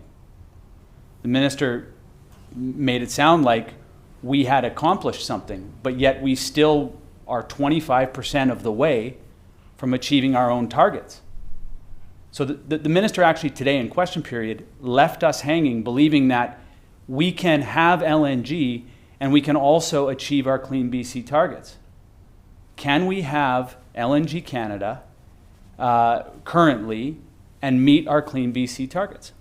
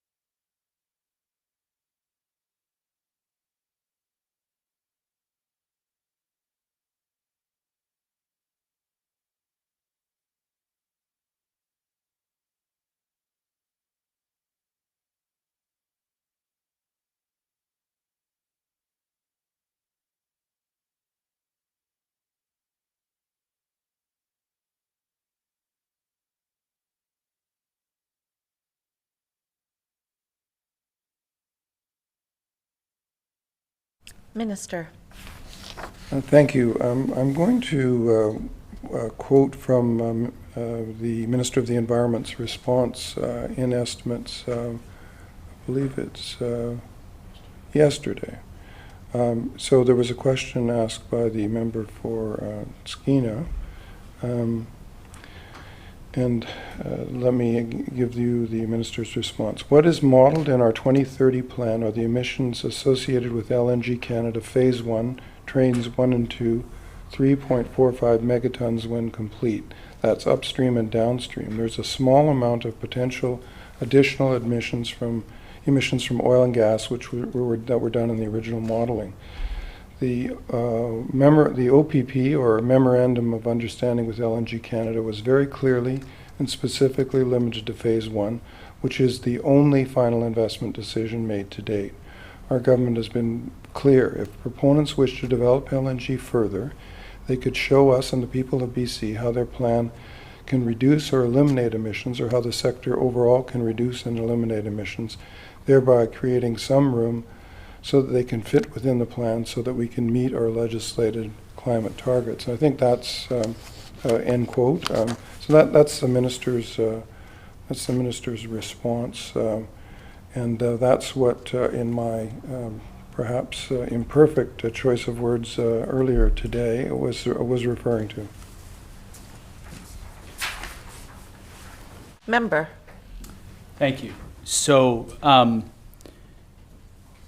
currently, this project is built into a program that still has 25% of the way to go. And one of the arguments that we've been making, BC Green Caucus has been making all along, was that the investment that the people of British Columbia made in the amendment, Bill 10 amendment back a few years back, that this is actually would have been an unnecessary conversation. But we enticed LNG Canada to build this infrastructure, and now, as a result, we are falling way short of our own targets. We've got the Ministry of the Environment looking to make up ground when it's clearly right in front of our eyes, and the IEA report that my colleague was referring to today has now even changed the language from 2019, where LNG was a transition, to just moving right past LNG. So here we are in British Columbia, partnering with companies to build infrastructure that is going to actually impede our ability to lead on climate. And the people of BC are investing in that. And that's been a long-standing issue that we've had. So will the minister here commit to not increasing the LNG industry any further than what LNG Canada is already building to come online in 2025?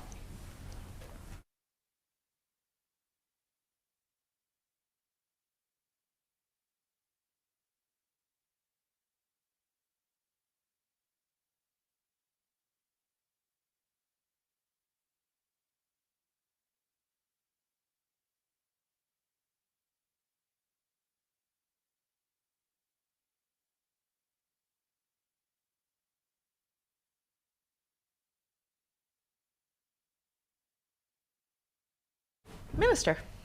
Thank you. Let me quote again and read the same quotation from the Minister of the Environment. People wish to develop LNG further, they can show us and the people of BC how their plan can reduce or eliminate emissions, or how the sector overall can reduce and eliminate emissions, thereby creating some room so they fit within the plan so we can meet our legislated climate targets.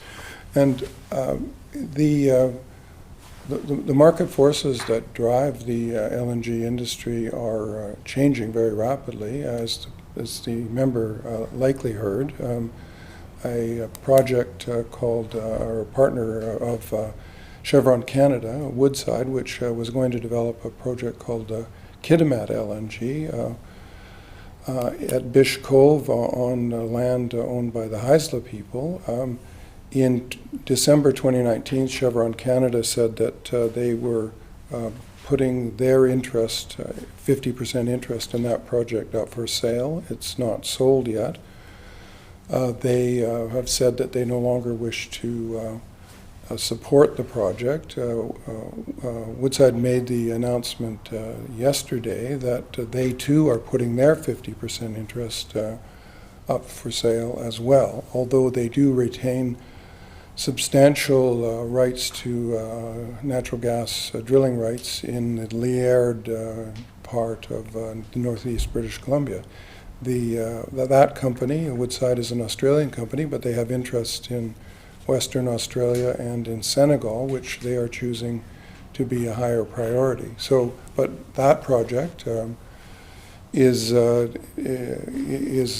as though it will not proceed. So, I think the other comment that I would make is you've referred to the report, and Faith Burrell, the director of the International Energy Agency,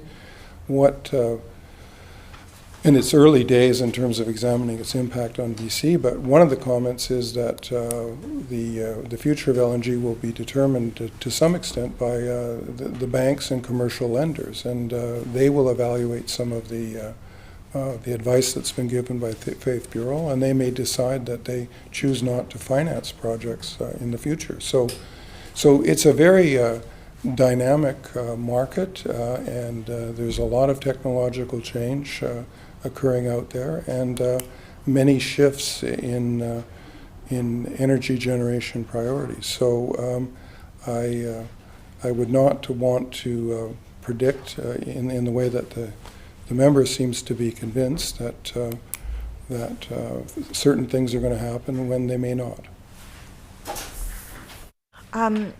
Members, we will now take a 5-minute recess just to prepare for a new chair who's starting. So we will return at 5:28 p.m. While we undertake cleaning and safety protocols in preparation for the new committee chair.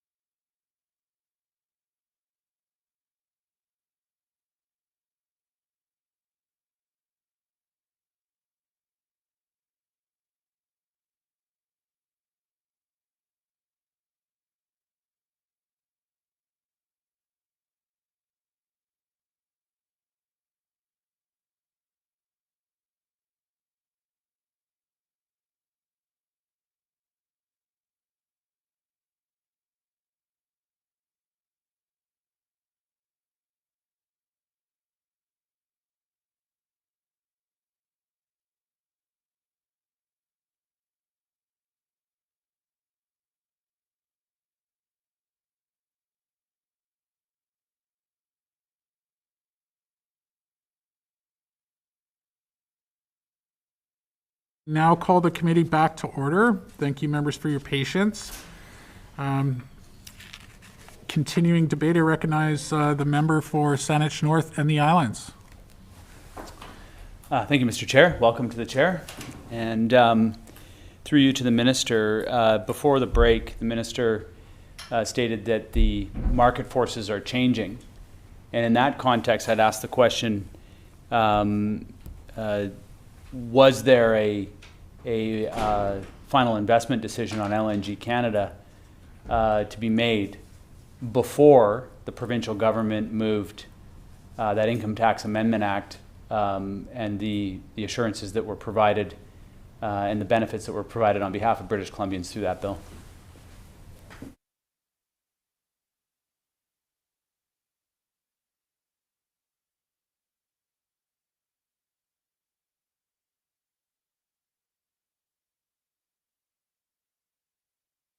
Minister. Yeah, I wonder if the member might just clarify that question. I wasn't clear what was being asked there.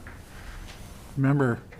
Yeah, thank you. Before the break, the minister acknowledged that there are a number of factors in terms of financing these projects and as well the global marketplace, and suggested that currently we're seeing change in the LNG and natural gas global marketplace. The question that I was asking was, prior to the final investment decision that was made by LNG Canada, that final investment decision wasn't made unless there was, in my understanding, that Income Tax Amendment Act that basically provided a market for that project to be approved and for that final investment decision. So would that project been approved without the income tax amendments that were made by this legislature?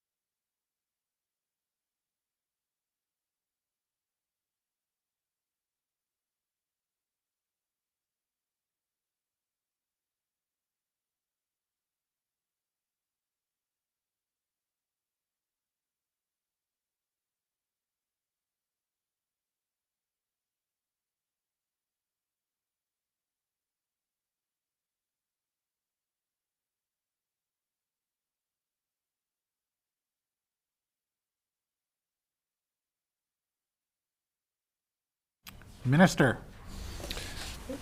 Thank you, Mr. Chair. I mean, the member's question is a hypothetical question, obviously. It's reaching back and asking what would have happened had something else happened. But I will say this about the decision. The government had a clear policy that LNG, if projects were to be approved, must contain express guarantees of jobs and training opportunities for British Columbians, a fair return on our resource, must respect and make partners of First Nations, and must protect our air, land, and water, including living up to our climate commitments. And the member has asked a question previously about where does this LNG Canada project figure in the climate plan, and I provided to him the response of the Minister of the Environment made yesterday in estimates. There are benefits to the project in terms of employment. The project continues. Over 3,000 workers were employed at the project site in Kitimat, with over 1,500 people from that total being British Columbians. They've awarded more than $3 billion of project-related contracts with Indigenous companies, local companies, and companies in BC across Canada. The project is estimated to generate $23 billion in public revenue over 40 years, and that does not include the multiplier effects of taxes on economic activity. The LNG Canada has entered into agreements with the following impacted First Nations: Haisla, Kitsla, Skitgat, Gitla, and Kitsim-Kalim. Coastal GasLink has agreements with all 20 elected First Nations along the pipeline route. The LNG Canada's facility is expected to have the lowest greenhouse gas emissions intensity of any major LNG facility in the world. So we can't revisit the decision in the sense that it's already been made and that project is being built, but those are some of the benefits as we see them of the project. Member? So I'll just, I think, leave it at this. The point being, I think, that needs to be made here and needs to be made at every opportunity, frankly, is that there is a rapid change across the globe when it comes to the combustion of fossil fuels, and this most recent International Energy Agency report that my colleague referenced in question period today is the latest indication that British Columbia is on the wrong track, and that the reason why I'm revisiting, I don't have any interest in revisiting this, other than that the minister has used language in here in this debate and then as well in the legislature that would lead people to believe that we actually that LNG Canada fits within the commitments that we made with Clean BC. It doesn't, because we have yet to achieve the targeted amounts that we've in greenhouse gas reductions that we've committed to. So yes, we can add LNG Canada into the total emissions of this province, but we are still falling short 25%. The minister had 18 to 24 months, the Minister of Environment had 18 to 24 months to identify those, still yet to be done. In all of the conversations that we've had with the Minister of the Environment, the 25% that we're looking for is the most difficult. When we spoke with the government about the approval of LNG Canada, we said, look, one of the ways for us to be able to achieve our targets is to not approve this. The other aspect of it is in the questions that were responded to here, there was a suggestion that the market is changing. And the reason why I went back and revisited the commitment that the people of British Columbia made to the consortium of companies at LNG Canada through that Income Tax Amendment Act is because the argument needs to be made and the point needs to be made that the market wasn't there to begin with if the people of British Columbia didn't step up and give a golden handshake to that consortium of companies.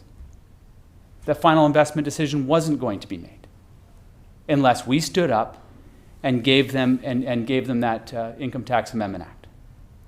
So LNG Canada, the project that we have right now being built, yes, and also I'll point out, LNG Canada is also the source of one of the most contentious breakdown in Indigenous Crown relations that this country has seen in decades. So as the minister is highlighting all of the benefits of this project for British Columbians, let's not forget the tension and frustration that project caused for Indigenous people in this province. The confusion that it caused across the public. So it's this project and LNG, and when I ask the question, will this minister state clearly that we're not going to be investing in further expansion, and the response is, well, if they can demonstrate that there's the unwillingness of this government to say no, we've got a different direction for energy. The member from Kootenay East and I sat and talked about a variety of different ways that we could capture, store, and transmit energy and electricity across the province. There's a bunch of different ways that we could do it. There's a whole pile of numbers that we could run out in here. So I'm looking from this minister, through you, Mr. Chair.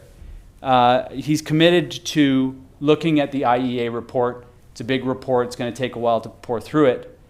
What commitments do we have on behalf of the people of British Columbia that the minister is going to use that report to inform the future decisions of the ministry and the future decisions of this province, so that we're not continuing to pour public money into a project that's going to increase our greenhouse gas emissions, making everybody else in the province pay more?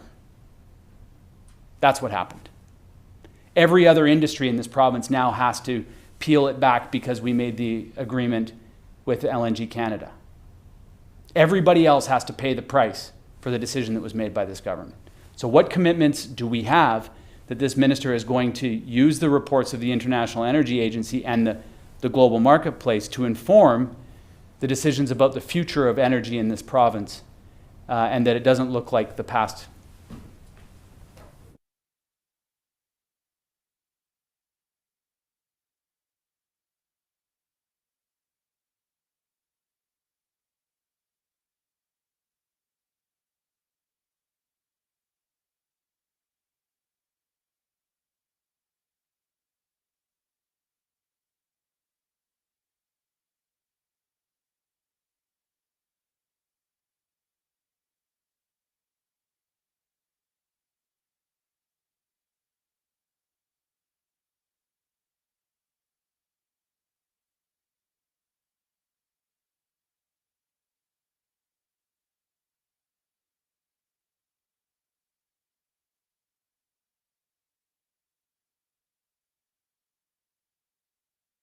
Minister.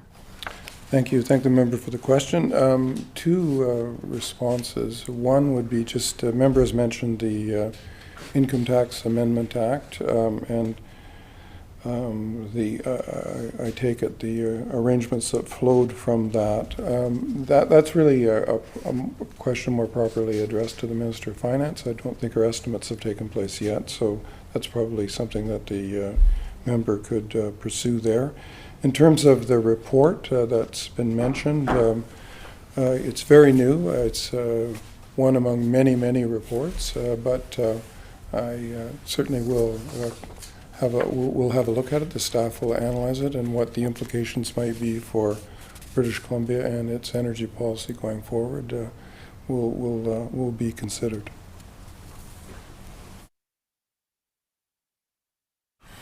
I recognize the member from Kootenay East.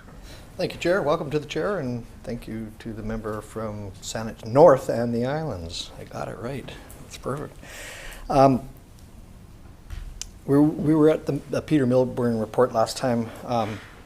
I dropped off, and something that the minister said in response to the member from Saanich North and the Islands was just on the Peter Milburn report itself, and the certainty and the confidence that the minister had in the report. He's already said that he supports all 17 recommendations of the report. He's admitted there was flaws in oversight and independence with the Project Assurance Board, and I think that's fairly clear in the report, so I'm glad there's a buy-in there. I guess the question to the minister is how confident was the minister in the Milburn report in identifying safety and geotechnical issues, engineering?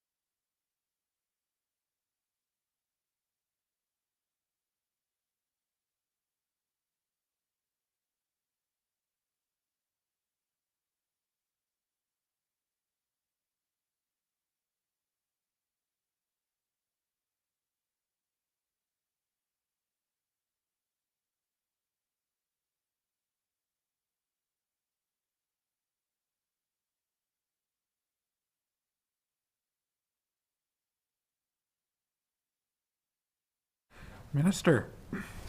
Thank you. Mr. Milburn addressed geotechnical issues in page 14 to 19 of his report, and I'm not quite sure what the question might be. Like all of his work, he made a recommendation at the end of that, and that recommendation has been accepted. But in addition to his review, the two independent experts, John France and Dr. Carrie Hogue, conducted a thorough review of the project. They were specifically chosen because they have global recognition for their expertise in hydroelectric dams, and they had not been previously involved in Site C.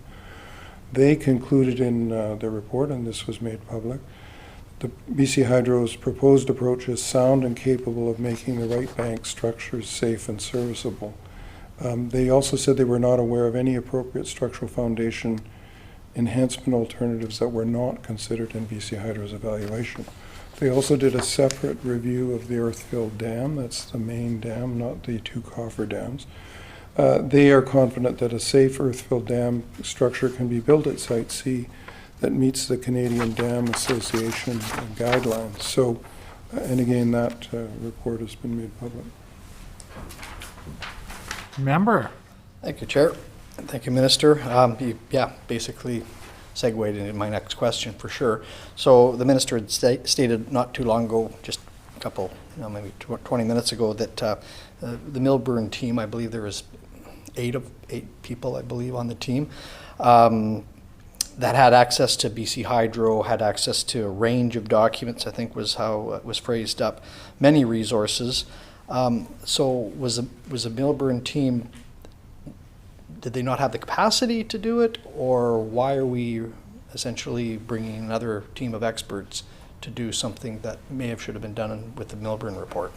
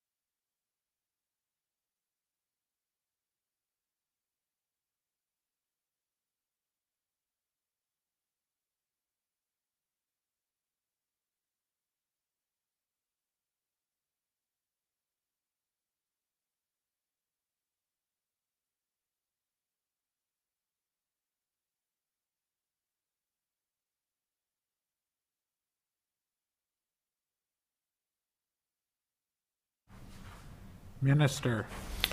Thank you.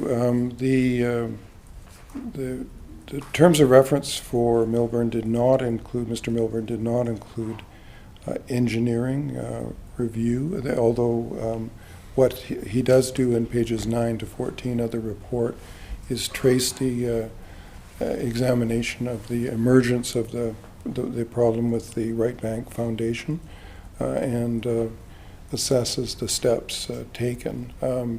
Mr. Milburn is a professional engineer as well, the member may know that. So it's not a question of, and there are other engineers on his team.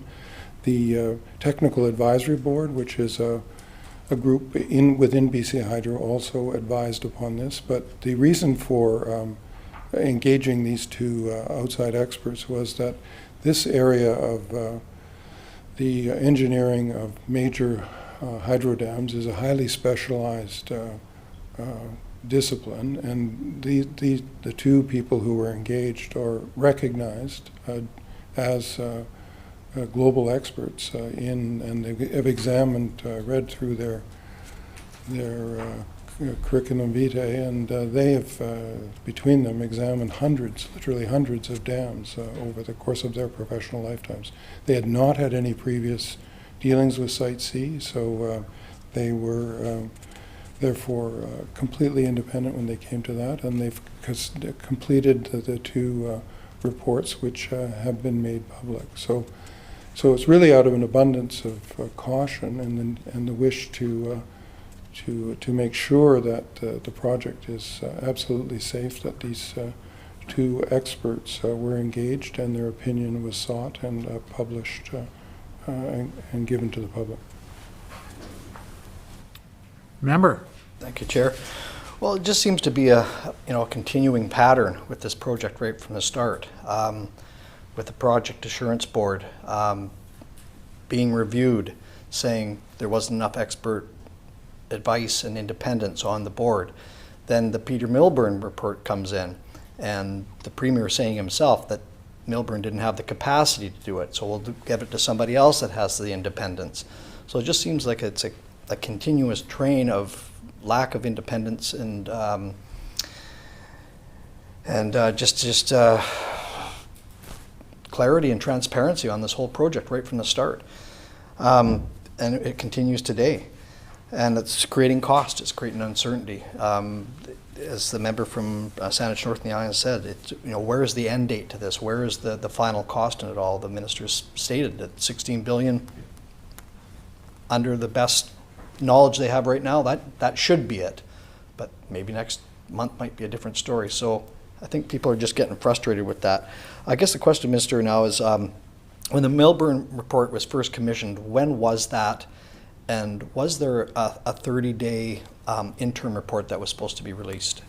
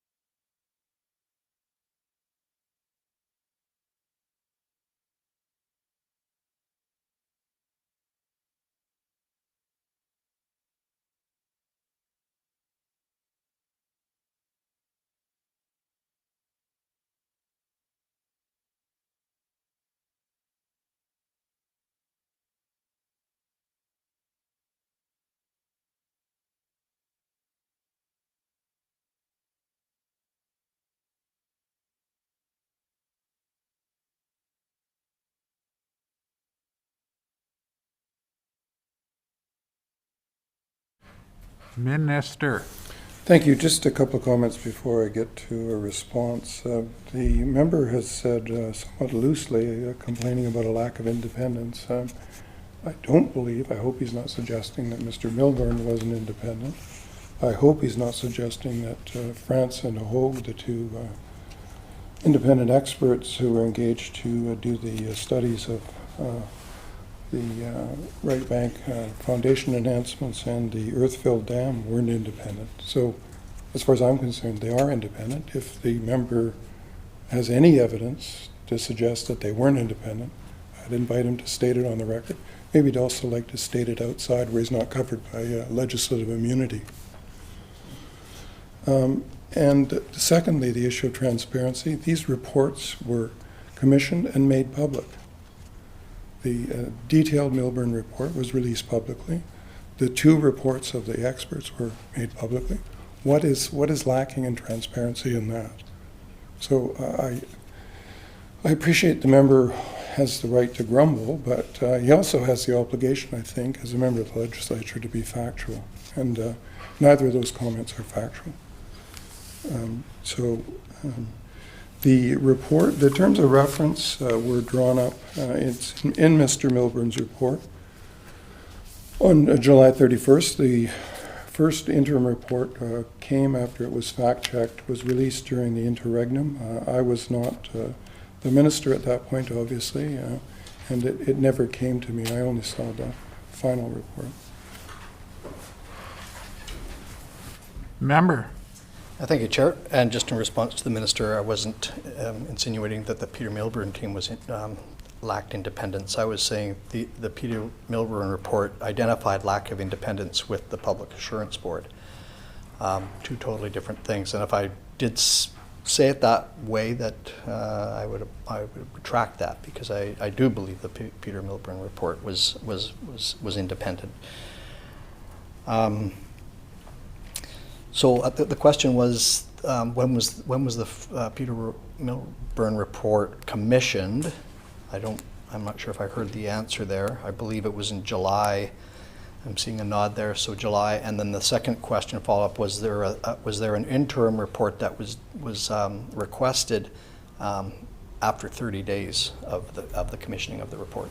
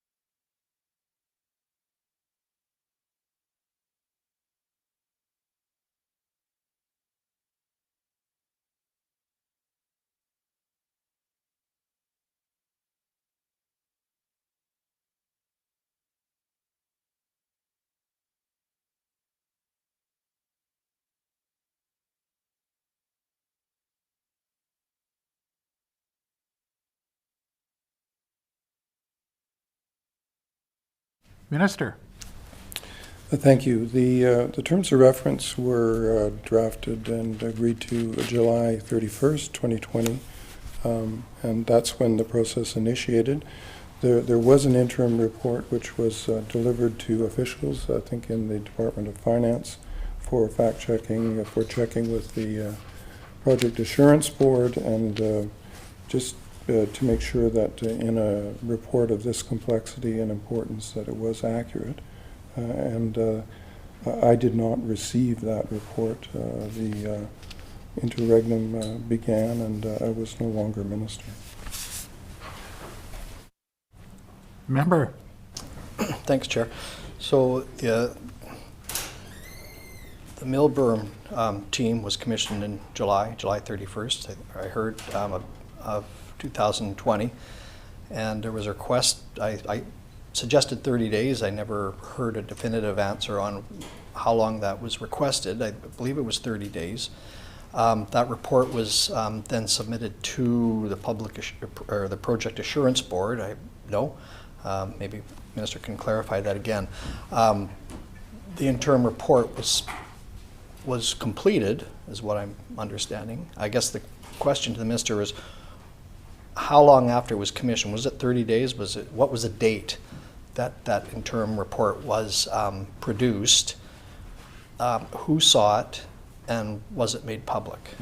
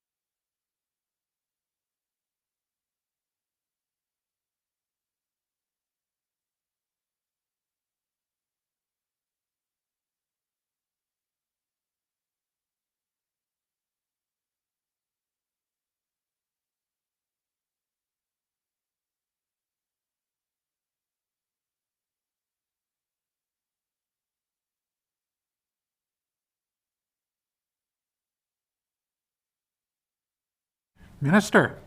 Thank you. The report was not made public, that interim report, and I will commit to getting back to the member as to who received the report in the ministry and the timeline. Member. Thank you, Chair. I believe the report, the interim report, was requested from the ministry or from the minister, more specifically, when the Millburn team was set up. So I'm concerned on why the minister wouldn't have seen that report immediately when it came out. Can the minister then tell me when he first saw it, or the first time anyone saw that report, what the date was? I need to know the date.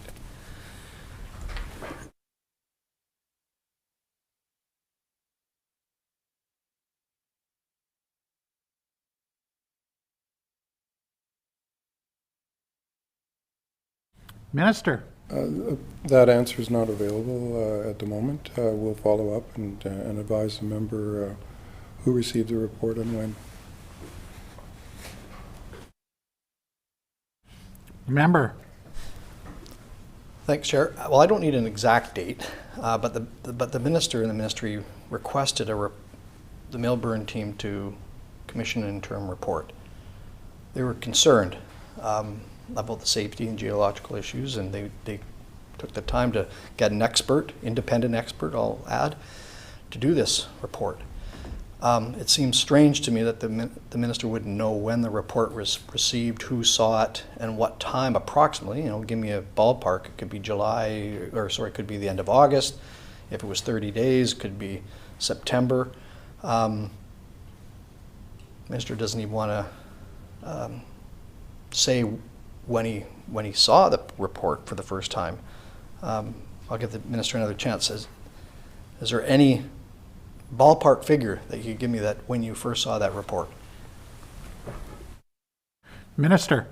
Thank you. I think in matters like this, it's important to be precise. I don't have the information here at the moment, and I've committed to providing it later. So that's where it sits. Member. Thanks, Chair. Well, it's an important document, so maybe I could narrow it down. Was it before November?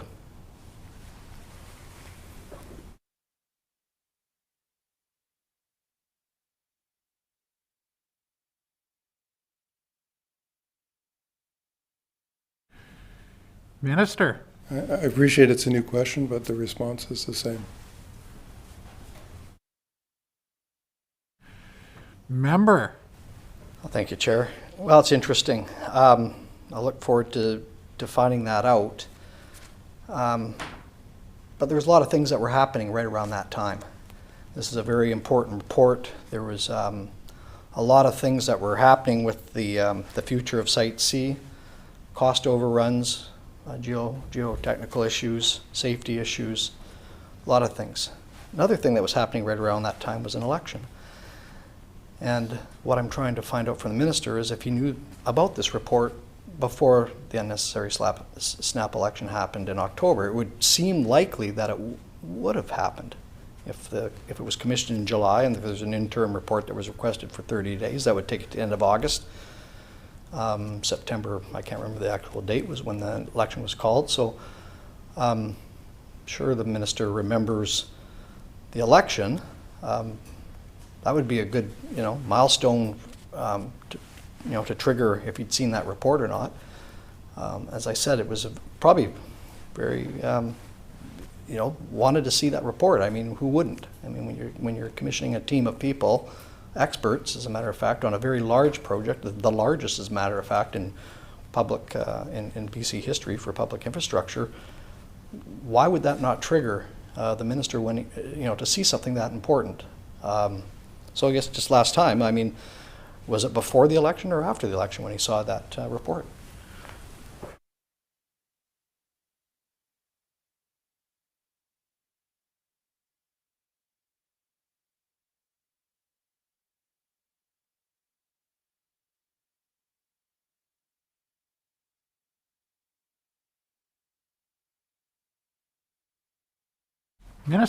Thanks. My answer is unchanged. I appreciate the member's question, but I think it's important to be accurate, and I don't have the accurate information available to me right here, so I'll endeavor to provide it.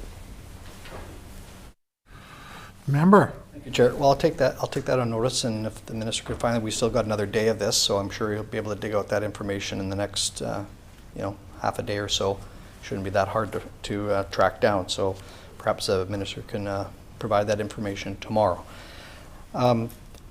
Just wanted to go into a couple of BC Hydro's heritage assets right now, Burrard Thermal being one of them.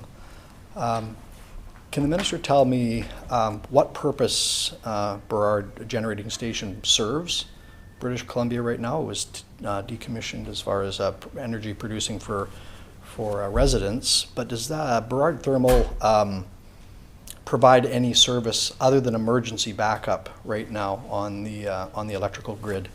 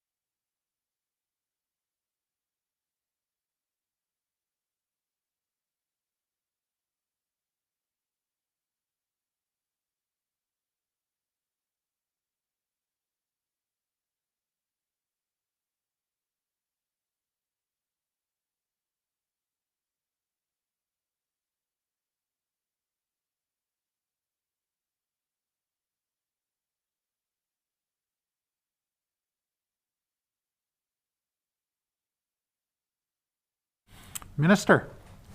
Thank you, Mr. Chair. The Burrard Thermal Generating Station, which is located on 199 acres of land in Port Moody.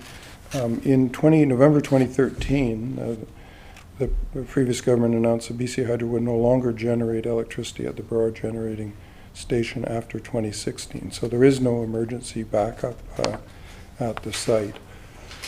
The Burrard Generating Station switchback and what they call high voltage transmission lines still play an important part in BC Hydro's system and are expected to remain in service for the long term.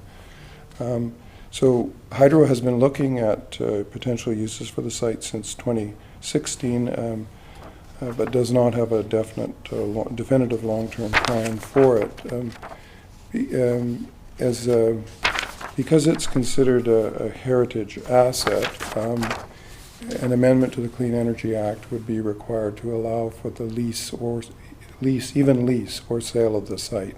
So that's why there isn't, in fact, in the Attorney General's Miscellaneous Statutes Amendment Act, there is a provision to delete this heritage asset from the list of heritage assets under the Clean Energy Act.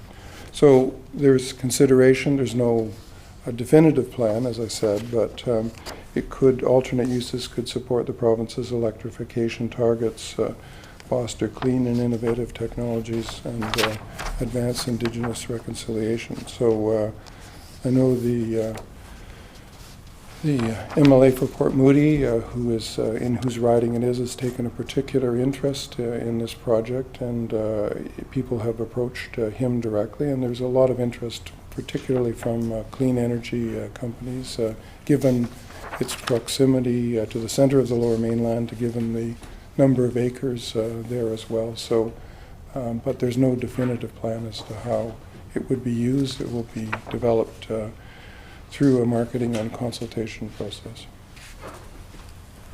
Member. Thank you, Chair, and thanks for the information to the Minister. I have to admit I'm not totally, fully up to date on what Burrard Thermal represents. I think I heard the Minister say it does provide voltage support to the grid currently, but I was under the assumption that it also had a dual role in providing backup power and emergency power, but I'm seeing heads shaking, and so I was under the wrong information there. The cost to replace that voltage support, does the Minister or his staff know what that would cost, the capital cost would be to replace that type of voltage support?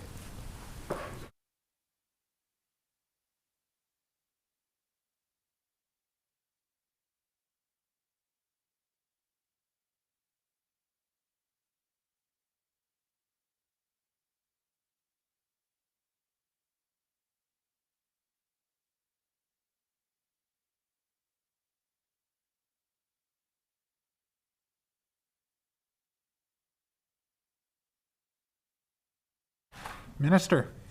Thank you. As I was advised earlier, and I stated, parts of the facility are used to provide the voltage support services. Current plans for this continue till at least 2025.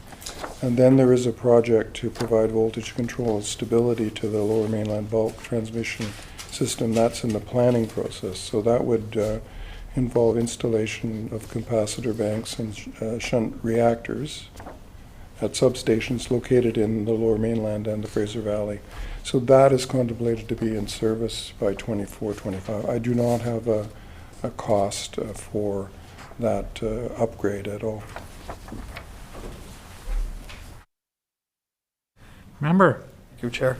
I want to just touch slightly now on the Customer Crisis Fund. It was a 2-year pilot project initiated through BC Hydro, and it was advocated, I think, by a seniors advocate group to bring some kind of relief to those that find themselves in trouble every once in a while. And sometimes, you may cut the service and you turn them back on, it becomes cost, it comes at a heavy cost.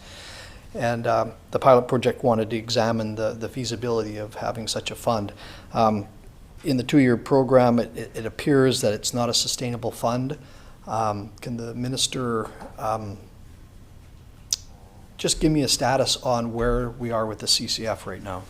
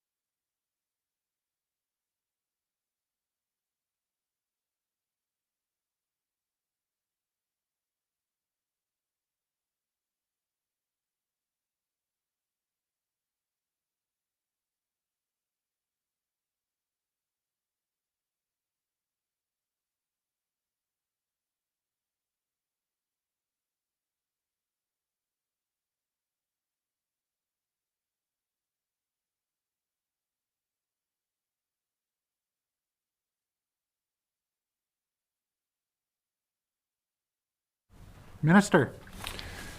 Thank you.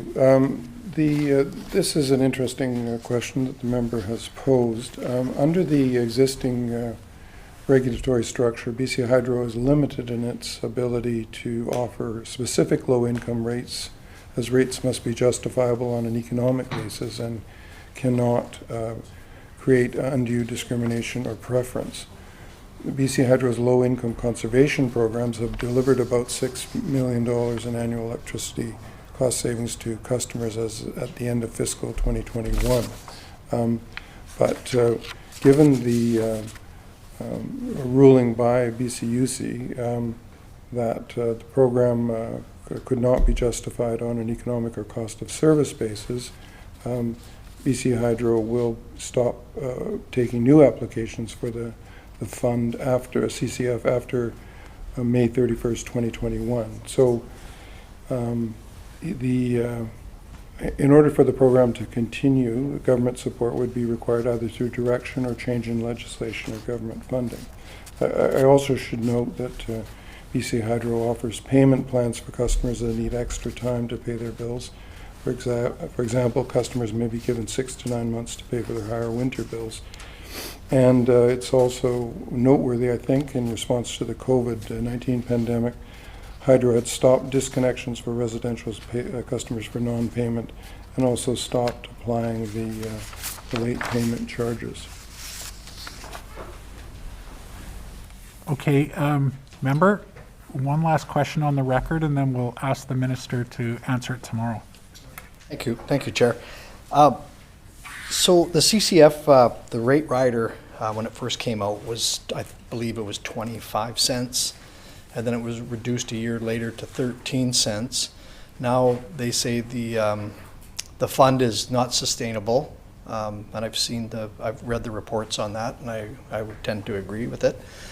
However, will the rate rider or anything else related to the CCF linger on after May 31st, i.e., is there consideration, or I've heard Chad, that they will now turn into a COVID crisis fund. Is there any truth to that? Yes, you can answer that question tomorrow, Minister.